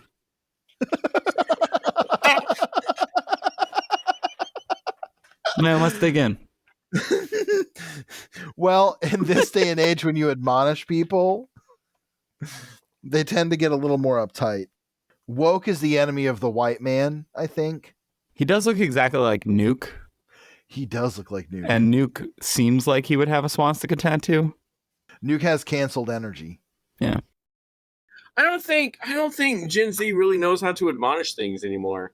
I feel like they're not really into admonishing as much as previous generations. And it's all about Riz and whatever. Yeah. I don't think they could be done. So would the Gen Z admonisher be the Rizzler? I will. You're gonna have to bleep that or we'll get totally censored on Spotify. You know what's funny is that the canceled is technically a synonym of admonished. So today, in these days and day and age, he'd be the canceller. He'd be a black trans lesbian. No, but for super serious, that Capullo page with him saying, I strongly like the admonisher just blasting however his guns work. I don't think that's a great example of a page that has so much art on it and so much lines. Look at the bullets just everywhere. So many bullets. How many days did he spend drawing bullets? There's so many bullets here. And the thing about it is that gonzo feeling that you get Bart Sears was going for. Yeah. But Capullo is the kind of artist who manages to make it still very legible. Yeah. Knocks it out. Absolutely. And like the bullets are flying all over both of these pages. So basically what's happening here is Clown has escaped. Tony Twist has escaped. The only people left in the mall are the Fleaback brothers and the Admonisher, and he is chasing them through the portal to hell. And they're going, oh, God, he's following us through the Hellgate. Yeah. You look at the scale, too, of these dudes together. His guns are, again, 90s style mini hand cannons. They're kind of different every time, which is sort of the way it works. No, but I don't know. There's something about that page again, the previous page, where he's just firing these guns and bullets are everywhere. It is something that I think Sears wanted to go for. But Capullo makes this look so effortless. Like his lunging composition to where he's not just standing there like Jake Gallo style, just holding out like, no, this man is coming for you. Gravity has no meaning here. Anatomy pretty much has no meaning here. But it just looks cool. It does. It looks great, and it's so much more legible. Like, the anatomy is definitely, as you said, very gonzo, but it still kind of tracks. It's still, you can tell what you're looking at. It's a bad the place guns to put are going up. Every gun is firing 100 bullets at a time. Like, this one has like 5 different like bullet trails coming out of it. I'm sorry, Lan is laughing at what I said. Yeah. It's a bad place to put a back foot. I got it. Yeah. Look. Yeah. Oh, I saw. It is. I saw, It buddy. is. It is. Yeah, I it's a get it. dick. But you're right. You Yeah, gotta stop seeing. You gotta stop pointing out dicks everywhere. Okay. Listen, it's hard in 90s comics. It's hard. I know it's hard. That's why you saw it. Well, Feet can't be dicks anymore because of woke. That's right. They canceled feet turning into dicks and dicks being feet. Nobody has canceled that. I want to make it clear that that is very much alive out there. I've canceled You can it. avoid it. I've I would canceled like to. We're canceling it now. Signing Enemy of the pod. legislation tomorrow. Enemy Like, of the that's pod, done. feet dicks. That's right. Dick feet? I'm not really sure which way we're going with that. I don't know. I don't like it. Could be a foot you fuck with or a dick you walk on, and I don't like either one. So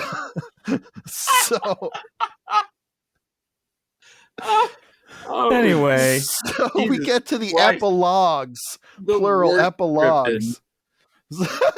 It's true. No, we can't get to the epilogue yet. Oh no, we can. That's fine. don't tell sorry. us how to run our show, Lan. You're a guest here. I thought you were farther than you were. My bad. No. We skipped. Yeah. So the end of the story is the Admonisher chasing them into hell. He goes into hell with them because he's so busy admonishing them. I don't know if he ever comes back, but I would like him to. It would be We'll sick find if he out. came We're on back. this journey together, George. Tony Twist escapes. Clown escapes. His powers restored. We get the epilogues. This shit's Return of the King style. There are more than one. We get the headquarters of the Youngblood team where Shaft They're has just a little arm. that's You notice right. his little arm? This is the little arms. He's got one little arm. It's like the posing. And he says they kept talking about demons from hell, and Chapel kind of looks resigned because he wants to go to hell and be a hellspawn. That'll happen soon. We catch up with Tony Twist, and they're asking, where's Alberto? We know that Alberto was taken by the Fleabiac brothers because they thought he was Clown. We see Spawn. Here's where we get some actually kind of very nice Alan Moore style prose, where he's like, the superhumans shrug, the gangsters crease their brows. Meanwhile, the dark and fallen angel of the alleyways sleeps in the trash and dreams revenge. And Spawn is all like falling over this trash can and stuff. I think that's where we'll pick up with him later. Yeah, pretty much. He's awakening in the trash there. And then it says, and from out of it, the devil clambers up towards the stars. He hears 1,000,000 heartbeats from the dreaming buildings far below. Cannot prevent a flood of faintly luminous saliva gushing from between his fangs. The rooftop jet streams whine. The planet and its sleeping hearts are spread before him in the night. And of the enemies of mankind that there be, by far the worst has just come home to roost. And we get another big splash page. Violator's back, baby. That's right. Violator posing on a rooftop. So now we can talk about the epilogue, right? Yes. We can talk about the Well, we just back talked. matter Well, I mean, and that's stuff. the epilogue, but yes, we can talk about the back matter. No, we have to talk about the epilogue. Okay, what do you want to talk about? If the moon is that close to me, I'm going to die. Yeah, I mean that's fair. He is like standing. It's like a moonfall scenario. It's like pretty you see cool, the though. Like the silhouette moon against is the full moon, crashing but- into us. Holy shit! Listen, the moon gets the rule of cool too, and the rule of cool is the moon being big. Moon big. When the moon hits your eye, It's going to. like It's a heading big know what? pizza pie, That's all that is. That's a That's Violator. Amore. That's all. That's Greg Capullo drawing Amore. like it's gargantuan. Like the oceans are fucked. Like we're The going. tide is. The oceans are like a sphere hovering above the Yeah, earth. if moon the is that tide is. close. We're done. We're done. I love Capullo's take on Chapel. I love Capullo's take on Die Hard. I love Capullo's take on Bad Rock. Shaft, give or take, whatever. Shaft gets the shaft. Shaft gets the shaft. He But this literally gets a Capullo- tiny arm. Yeah. But this Capullo Bad Rock is really kind of fun looking. It's really good. It is good. I have to imagine that every time that Rob Liefeld saw one of his co-workers drawing his characters, he was like, "Fuck." That's how. Okay, so that's how Joe Hunter feels whenever we have someone to like do a cover, or we have some like artist that I know is like, "What am I doing?" I'm like, "You're doing your job." Oh yeah, for Beast Heart Strikers, Lan's comic Beast Heart Strikers. The difference is that Joe is good at art, and I like his art. And I know, I love his other art. people drawing his art, his characters differently is just other people drawing differently. Yeah. Joe's great. This is Joe, come on the pod. Chapel. Oh man, that would be fun. But this chapel feels like an upgrade, and even just profile is maybe the best chapel that's ever been drawn. I'm still confused about his teeth. Yes. We know they're like a weird skull morph mutant thing. Yeah. I don't know. So this is post him getting his face burned, but also post him getting that fixed. Weird. Yeah. I don't Something know. like that for sure. Definitely. I'm not super up to date on my. In a few issues, it'll be like Youngblood issue 8. So we're like a couple months out from Youngblood issue 8. Okay, so Which I is wanted ridiculous. to talk about the moon coming to end us all, and now we could do the back matter from issue 1. Great. So yeah, back matter here. There's a few interesting things. Pierce, you got anything from issue 1? First, the back ad altogether is for Nassau 3, New York's largest comic book and sports card event ever. At Hofstra University in Long Island, New York. Yeah, which is very funny in 2024 when New York Comic Con exists. But has Bart Sears as one of the guests. And Greg Capullo as well. And Al Simmons. AKA Spawn. AKA Todd's college roommate, who he named Spawn after. Who then wrote a book called I believe it's called Being Spawn. And it is about how he would go to conventions dressed up as Spawn. And I think subsequently, I don't really know that he's good friends with Todd at this point anymore. So, the end of issue 1 has this behind the scenes, which I think is actually really cool. And we get these cool thumbnails done by Alan Moore because he scripted it, but he realized that he wasn't. He did think that he was scripting for Todd first. Yeah. This is what I've heard, that he thought he was scripting for Todd, but that then he found out that he wasn't. And so along with his full script, he also was like, oh, this is how I was thinking. Like, I don't know who's going to get this. So this is what I was thinking of. He apparently does this a lot. Yeah. And he did it for Todd the first time as well. I think the thing that's the kind of the most fun is that like Alan Moore kind of sucks as an artist. I love it though. Honestly, I kind of like his art. It's fun. I like his art. It's very specific. It gets across exactly what it needs to, but it's like, it doesn't suck. It is similar to like Eastman Layer Ninja Turtles. Right. That's kind of what it looks like. But it's like cartooning. It's not like a Image comic style. So no, not at all. But I do also think it's interesting. They show the 2 pencils of Bart Sears pages, which give me a seriously like a fucking panic attack. Thinking about holding my quill over it, just going like,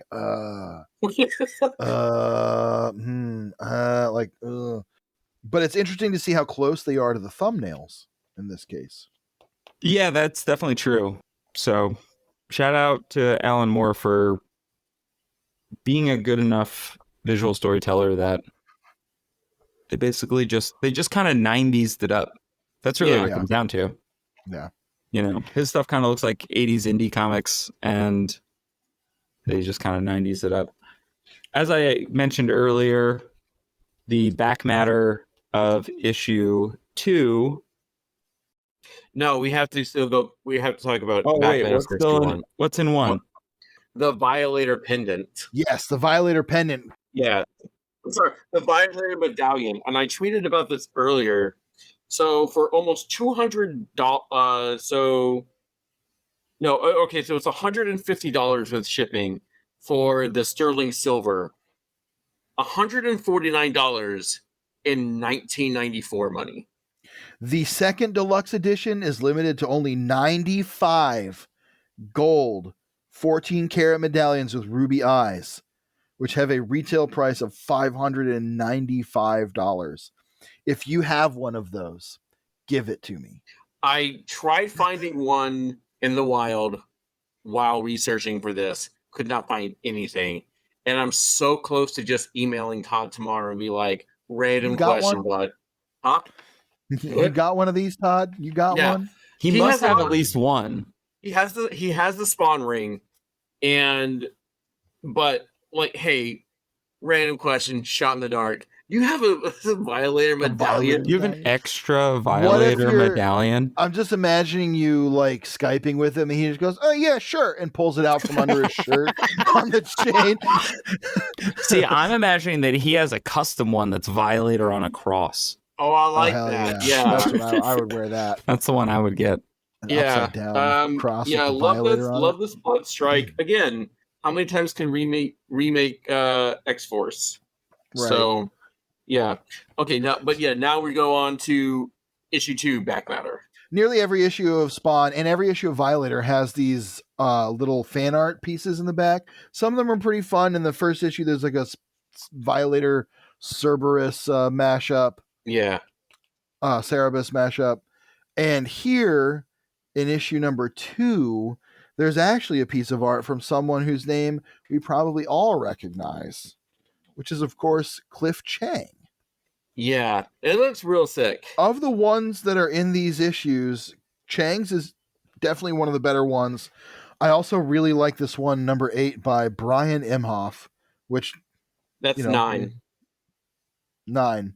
Oh, I'm sorry, by Ray because I was Hall. thinking about that Number one too. 8 is by Ray That's Hall. a pretty nice. Yeah, that's a pretty nice Violator right there.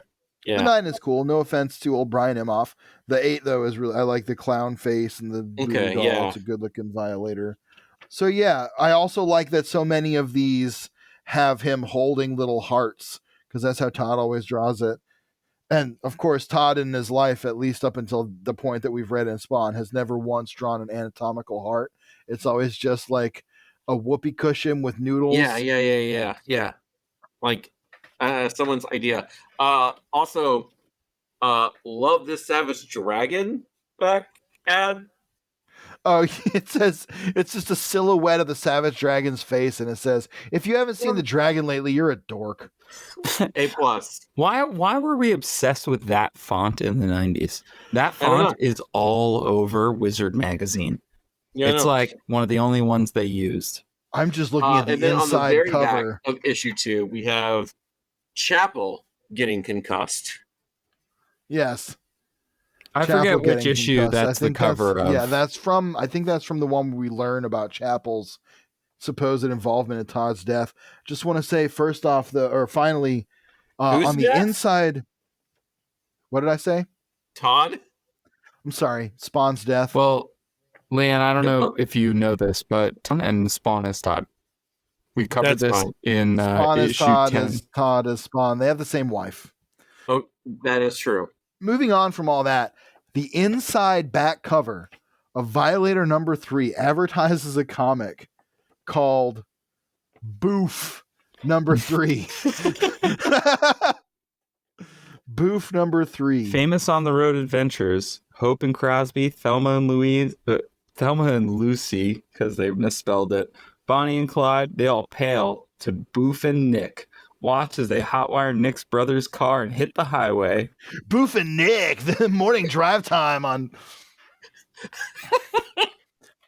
Boof and Nick. We also got the ad for the Wildcats animated series. Yes, that is Sure a cool do. one too. Which also wound up getting toys from Playmates, I believe. Not from Well, Tom I don't know if Toys. you know this, but they're heroes, not zeros. That's true. That's true. They have a lot to offer. I really enjoy the Blood Strike ad in the back of Violator number 2. I don't know if you guys know, but this job will kill you. And then it's just Chapel with definitely not Cable and legally distinct Wolverine. Definitely not Cable and legally distinct Wolverine. That brings me to a good question. As we're wrapping up, let's get into final thoughts on this real quick. I'll just go ahead and say, for me, I thought this was actually a pretty fun little three-part limited series. I enjoyed Alan Moore being kind of a goofball with it and just kind of being like, fuck it, I'm just going to have a little fun and get weird. Bart Sears' art grew on me in the reading that we did together here, that's for sure. But there are parts of it that were weak. Loved seeing Greg Capullo take over in issue 3, and I think the differences in the storytelling, level of storytelling were obvious. Overall, I think it's a lot of fun. I think it's not necessary, but worth reading. That's kind of where I land too. Folks in the Spawn subreddits ask a lot, like, where should I start? What should I read? Don't laugh at me for being in the Spawn subreddits. It's a wonderful community. Land. That's right. The Spawn community. The still doesn't work. Still doesn't work. Still doesn't work. But a lot of people will post like, oh, where do I start with this book that has like 300 issues, 350 issues? And, obviously there are reboots and retcons along the way. But a lot of times I'm just like, start at number 1. There's a whole list and there are miniseries that they matter, but they don't. Like, if you engage with them, they add a little bit, but the main book will mostly get you there. I think this miniseries, everybody should read. It's so fun. It's so silly. And it's like the kind of thing that I want to give to a comics fan who's like, I have no time for Spawn. I don't want to engage with this at all. And be like, yeah, but Alan Moore just being a goofy Gus. Yeah, come on.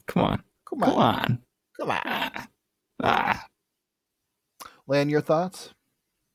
1 second. 1. Yeah, no, I was. Yeah, thanks. No, I was emailing Todd before I forgot about the pendant. No, don't do that while we're on air. We're leaving that in. Yeah, I'm having it though. Yeah. So here's the thing about this. I bought this when you were doing some cold calls and on Twitter for guests. Like, we need people for XYZ, and I'm like, you know what? Let's go. And I bought these for like $14 on eBay. And we will reimburse you. No, don't do that. I bought them for like $14 on eBay. And I was like, you know what? I feel like I definitely got my money's worth because it's Alan Moore playing a game he doesn't, you don't usually see him go at. It's like Michael Jordan doing like wrestling or something. It's just not, he's good at something, but you don't see him doing something else that's kind of like adjacent. And playing in this world I think he had fun. I think he was able to make fun of himself. I think he was able to make fun of the genre as a whole, but still like, no, we can have some fun here because what is Spawn? It's a tormented hero, but we're not even focused on this guy. Our guy gets shafted and then like kicked off a roof by, a piece of shit. That's hilarious. That should be hilarious, right? I'm like, no, that's pretty. Hey, you promised me. And Khan's like, yeah, I didn't do shit. Fuck out of here. And then he kicks him off the roof. A+. And then we just see him at the end of the issue still laying there after being kicked off the roof by Clown. And Alan Moore never actually on the page gives Spawn his powers back. Yeah. No, I guess I assume that he's leaving that for Todd to do. Todd doesn't. He just is like, yeah, and then Spawn got his powers back in between the comics. Well, cool. I think also that this shows just like an aspect of Alan Moore's writing that we don't often talk about, even as critics, right? DR and Quinch was a comedy comic that he did. Like, he's used to doing the sort of juvenile, slapsticky kind of thing. We just don't get to see him stretch those muscles often. And when he is funny, Human Bean Juice being maybe, I guess, like the thing that I would pull out as the most famous joke he's ever told. But like, that's funny. That's funny. Like, Alan Moore can write funny sometimes. He just doesn't write Looney Tunes slapstick funny, and this kind of right. Bart Sears is not Greg Capullo, but that's okay. I feel like there's definitely parts where it feels muddy, it feels saturated. There's so many lines. It makes me even more cross-eyed, and it gives me like a migraine. But I think that makes it fun like, again, we were talking about this of the Image House style. This is pure Image House style. This is just balls to the wall. How many lines? How much? What's the word I'm looking for? Like like hatching and cross It's hatching. hatching. Thank you. excessive, Yeah, cross hatching. Yeah. How much of that can we throw before someone like gets sick, literally, and can't process what we're throwing on the paper?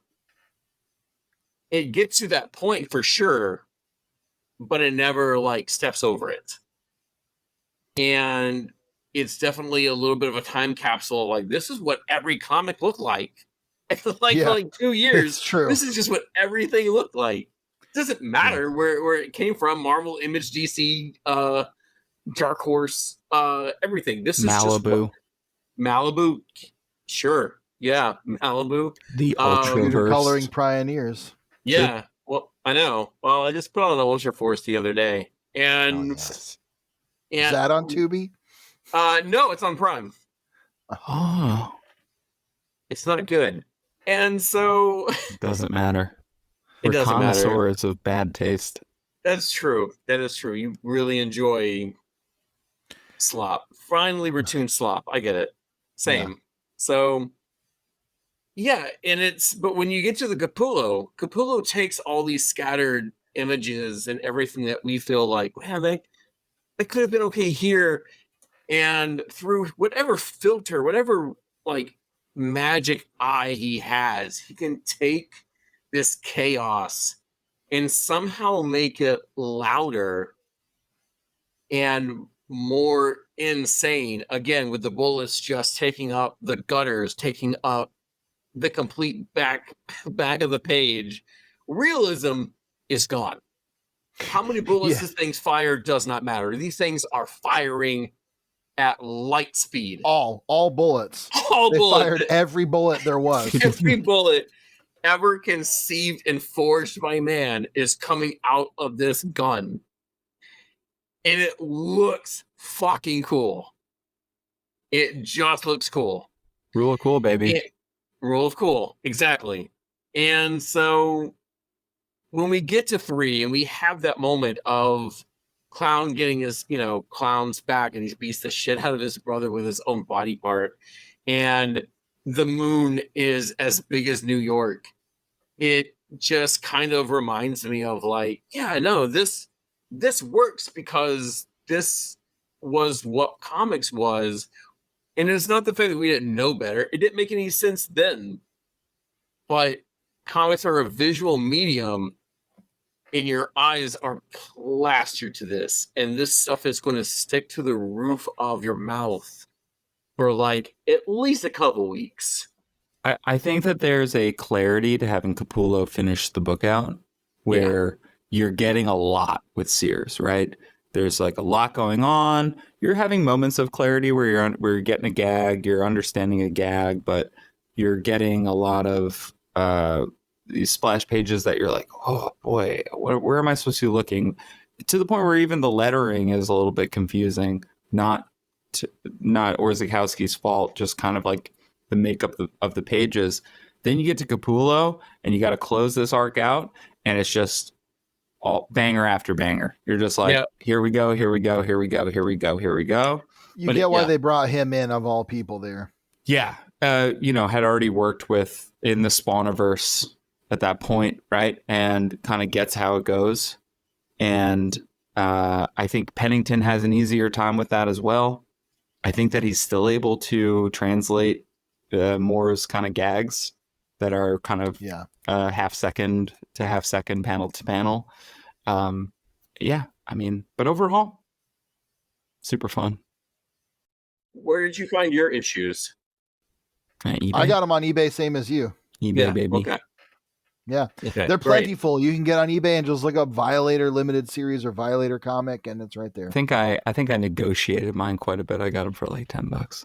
That's nice. Okay. Yeah. So last thing I want to talk about, Lan, before we go, because we're getting close on time here, is Spawn toys.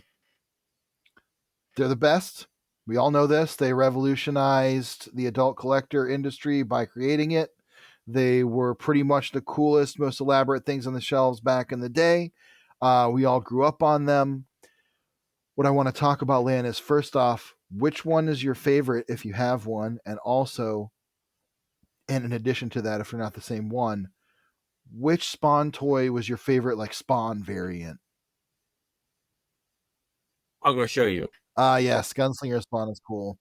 Is that OG Gunslinger Spawn? Like this is the newer one. artist? Oh, it's the newer one. It's not the artist Spawn Gunslinger. Like 2 years ago or something like that. It's fucking cool though. No, this guy rules. He has trigger fingers, so you can pull like.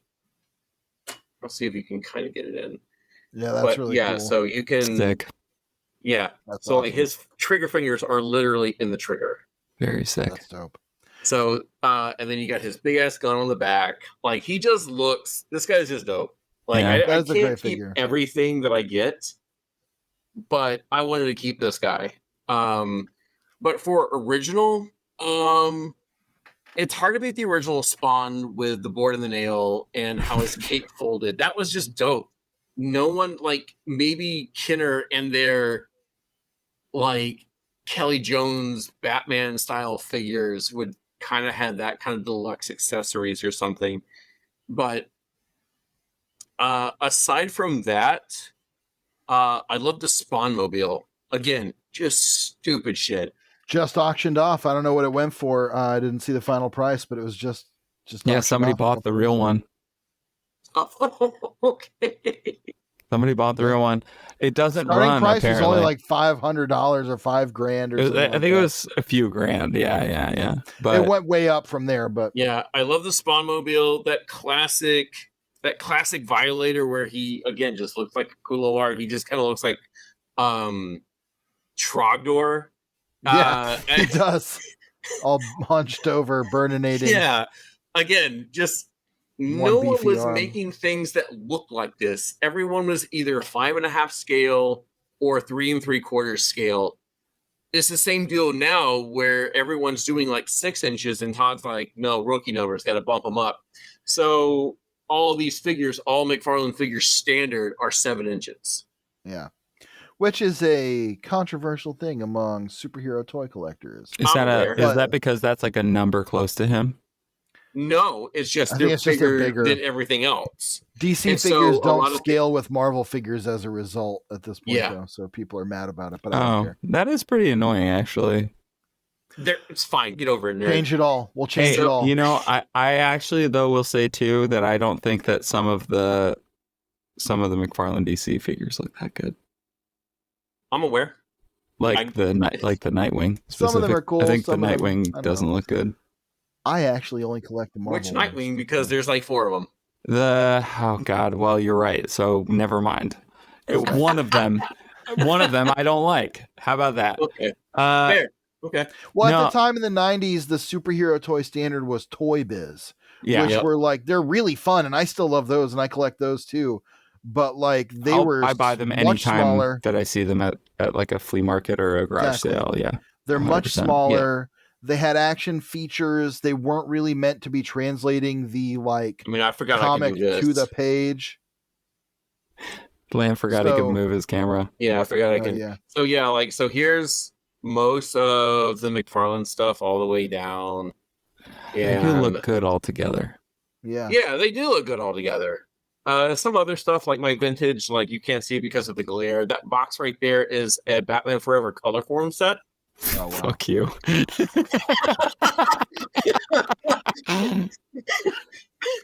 So I think my favorite Spawn variant figure was Ninja Spawn. Ninja Spawn's dope. I love Yeah. Ninja Spawn because he had the ninja mask that you could remove, and he had a Mm. whole bunch of different like weapons and shuriken and stuff. Yeah. Oh, but the one I really loved was Future Spawn The Ninja weird, Spawn was good. the RoboCop fucking Yeah. ass with the spawn, big giant like wings and the canopy that shot Which- a missile out of his chest. which had like 3 variants. Yeah. That first medieval Spawn was tight too. Yeah, that was your first variant figure. I'm Yeah. a bit of a classicist. I love Commando Spawn. Commando Mm. Spawn's dope. Okay. Yeah. Big fan Yeah. of Commando Spawn. Another good one. Another good I one. only have 3 Spawn figures. I have the newer overt kill, like maybe the newest one. It's really Do you gigantic. want me to send you some? No, you don't have to do that, Lan. Unless you're trying to get rid of them. If you're trying to get rid of them, George and I will Trying to take get rid of them. them, send them to us. Yeah. But Send them to Spawnography. Yeah, there's a few things. We'll do a little commercial for Lan Pitts comics every episode. That's fine. Yeah, there's a few things I'm just like, I just need to just get them out of here. I have like the newest Redeemer. I have the newest Overkill, who has like not like a ton of articulation. I have a Chase Redeemer from like that first new wave. Oh, and I have Spawn in the Throne. Okay. I had this guy, which is another newer one. Where if you stand him up, I had the big Violator, and he kept tipping over. And so I had friends come over last year, and I'm like, Jonathan, do you want this Violator thing? And he's like, yeah, I do. I'm like, good journey. All yours. Get out of my house. Get out of my house, Violator. So, yeah. Great. But thank you both for having me on. Yeah, of course. It was really fun. This is our first time having a guest. So hopefully... it was only slightly longer than a normal episode, so... I mean, a lot of that's going to get cut out too. Because a lot of it was literally just us like laughing. And anyway, so we usually close out by talking about our internet presence. Yeah, where people can find you, Lan, and also what they should be reading of yours. I know Beast Heart Strikers, but also stuff that's been out, stuff that you want people to see, whatever you want to talk about. Yeah, you can read. I mean, it's a few years old now, but we did Beast Heart Strikers, me and Joe Hunters, Tokusatsu, Sentai, everything we love about that kind of stuff. In the backups of Radiant Black a few years ago, but we have our own, like, kind of ongoing. We'll eventually kickstart it. And then I did the WWE book over at Boom, what seems like a million years ago at this point. But if you find old trades or old issues, come find me. I'll sign them and talk wrestling. I did some work with an Irish publisher called Limit Break. They'll sell you a book. They'll sell you some books. They're really good. And Psycho Goreman from Lethal Comics. And I'm still so jealous that you got to do that. It's so cool. Andy, I love Psycho Goreman. Yeah, it's great. Me and Serge Acuna, who's been killing it over at DC for like 2 years now, we did a Witchmaster story because I loved writing Rita Repulsa on weapon grade meth. And yeah, so I just whatever. If you see me at a con, I'll be at MomoCon in Atlanta next week, and then Fan Expo Boston, San Diego Comic-Con, New York Comic-Con, Baltimore Comic-Con, Dragon Con, and I'm sure there's one or two other that I probably will get scooped up in down the line. So come on by. Lovely. All right. And where can people find you online if you want them to find you? Yeah, you can find me online. My Instagram is just my name, Lan Pitts. My Twitter is Pittssoft, PITTSED_OFF. And I don't know, Google me. I'm not hard to find. I'm too online. So yeah. Cool. Well, as for me, you can find my Instagram and my Blue Sky at Crypt Trash. It's the same everywhere. You can also listen to my music. My band is Hypersleep. We're on Bandcamp and Spotify and everything else. And I also have some solo music. It's Witch Crisis. That's on YouTube. And yeah, you can also read my writing every ding dong day at newsarama.com. Cool. Yeah, and you can find me at PE Lightning on most places, except Instagram, which is at lapsed.punk. Which I don't know if I post like once a year at this point, so I don't know why you want to follow me there. But besides that, you can read my writing on Newsarama every once in a while, not every ding dong day, but every. Oh yeah, my day job. I work at GameSpot. Just come bully me online there. That's fine. Yeah, there you go. Lan has bad ideas about video games or whatever GameSpot does now. And again, current rival. So don't go to GameSpot. Oh, go yeah. Sorry. To Newsarama. Can't push myself on and you can find me pitching stupid things at Popverse. My last piece was about My Chemical Romance and whether or not their Black Parade costumes were inspired by the Ray in 1994. Spoiler alert. Actually, I'm not going to tell you. You got to read it to find out. I want them to give me more stuff to do. You can follow Spawnography at SpawnographyPod on Twitter. You can find us just at spawnography.bluesky.social at bluesky. At Spawnography on Instagram. We're not on Facebook because I'm not 80 years old. And you can find us on iTunes. I am 80 years old. You can find us on Apple Podcasts, Spotify, and wherever you get your podcasts. Please rate, review, subscribe. It's really, really helpful to the show. Even if you listen to us for 5 minutes and you just give us a review, that'd be great. Really appreciate it. Thank you to Blake Whitlow for the Spawn reading order. That is what we use to go through these things, and that determines the order of our podcast. So if you're wondering what we're going to cover next, you can find that just by Googling Spawn reading order. It's a Google Doc. He does it for free. We'll have him on the show at some point, definitely. But it's very nice of him. Yeah, I think that's pretty much it. Oh, if you have any questions for us, spawnographypod@gmail.com. That's where we live. If you know what happened in September 2001, please email us. This is my September 11th. Well, Pierce, we always end this show the same way. Yeah. And you know what it is. For Todd so loved the world, He gave his only begotten Spawn. Later.